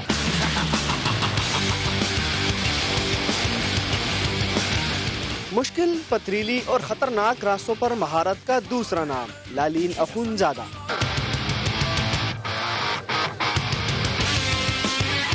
दरिया हो, पत्थर हो या रेगिस्तान, गाड़ी के लिए रास्ता बनाना है इसका काम। मुश्किल रास्तों पर ड्राइविंग के जौहर दिखाना लालीन का है जुनून। उम्र में कच्ची मगर महारत में पक्की। सड़क पे तो हर कोई चला सकता है, मेन यहाँ पे ऑफ रोड करते हैं कच्चों पे चलाने का। जो कच्चे पे चला सकते हैं ना वो रोड पे भी अच्छी तरह से चला सकता है, लेकिन जो रोड पे चलाता है ना रेगुलरली उसके लिए ये ट्रैक मुश्किल होता है ऑफ रोड करना। लालीन अखुनजादा ने बड़े मुकाबलों में किया बड़े बड़ों को चित। लालीन की नजरें हैं चोलिस्तान और DI खान सफारी रैली पर। बचपन से खतरों से खेलने के शौक ने लालीन को बनाया खतरों की खिलाड़ी। लालीन ने साबित कर दिया कि दरिया की मौजों को चीरकर गाड़ी चलाना अब सिर्फ मर्दों का खेल नहीं रहा। कैमरामैन ज़काउल्लाह के साथ रहम यूसुफजई, समा सवाबी। जबरदस्त जनाब। कुछ लड़कियां ऐसी होती हैं जितने कठिन कामों को बड़ा पसंद करती है, कुछ होती है नाजुक सी ना, फैशन को पसंद करती है, नए नए मलबूसात को पसंद करती हैं। मैं फैशन को तो नहीं लेकिन नए मलबूसात को ज़रूर पसंद करती हूँ। लाहौर में मॉडल्स ने, फैशन डिज़ाइनर्स ने बहार को खुशामदीद कह दिया। किस तरह से आपको हम मोहम्मद कुर्बान की रिपोर्ट में दिखाते हैं। दीदा से फूलों और मुख्तलिफ रंगों के शौक मलबूसात पहने मॉडल्स ने मौसम बहार की आमद का पैगाम दे दिया। फैशन शो में हसीनाओं की हर चाल मस्तानी। किसी ने साड़ी पहनकर कैटवॉक की तो कोई लहंगे में सबसे हसीन और मुनफरिद नजर आई। स्प्रिंग में सबसे परफेक्ट कलर ब्राइट कलर्स हैं और यहाँ पे मतलब मिक्सचर जिस तरह से किया हुआ था ब्राइट के साथ डल, डल के साथ ब्राइट, वो बहुत परफेक्ट था। आपको न्यू ड्रेसेस देखने को मिलते हैं, न्यू डिजाइन होते हैं, जो डिजाइनर ड्रेसेस वगैरह होते हैं, आपको उनके आइडियाज वगैरह मिलते हैं। मॉडलिंग में कदम रखने वाले नए चेहरे हाज़रीन की तवज्जो का खास मरकज रहे। कैमरामैन जवाद यहिया के साथ मोहम्मद कुर्बान, समा लाहौर। चलिए जी, वक्त हो गया खत्म। आपसे मुलाकात हमने करनी है कल, हमने नहीं बल्कि मैंने करनी है मुलाकात कल। और महक की अब होंगी सही छुट्टियां स्टार्ट, और मैं चाहता हूँ जरा महक थोड़ा सा शर्मा के दिखा देना नाजरीन को आज। इससे ज्यादा मैं नहीं शर्मा सकती। चलिए जी, समझ तो गए होंगे कि आपको पता है कि मुझे कितनी हंसी आती है। मेरी अम्मा की स्पेशल इंस्ट्रक्शन है कि जब तुम दुल्हन बनी हो तो खबरदार अगर तुम मुझे हंसती हुई नजर आई ना। आपने अम्मी की ये बात माननी है, आपने अम्मी की ये बात माननी है मेरी तरफ से। आपको पता है कि कितने सीरियस मौकों पे महक हंसी आती है। चलिए Mahak, from my side, from my team, from Samaa TV and from all the viewers, wish you all the best. आपका हर इवेंट बहुत खूबसूरत हो, बहुत शानदार हो। आप बहुत प्यारी हैं, आप हर इवेंट में बहुत प्यारी लगेंगी।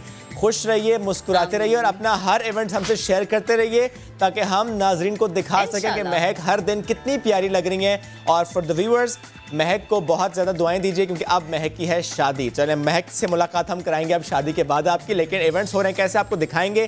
कल करेंगे मुलाकात। अल्लाह हाफ़िज़ महक, अल्लाह हाफ़िज़। अल्लाह हाफ़िज़।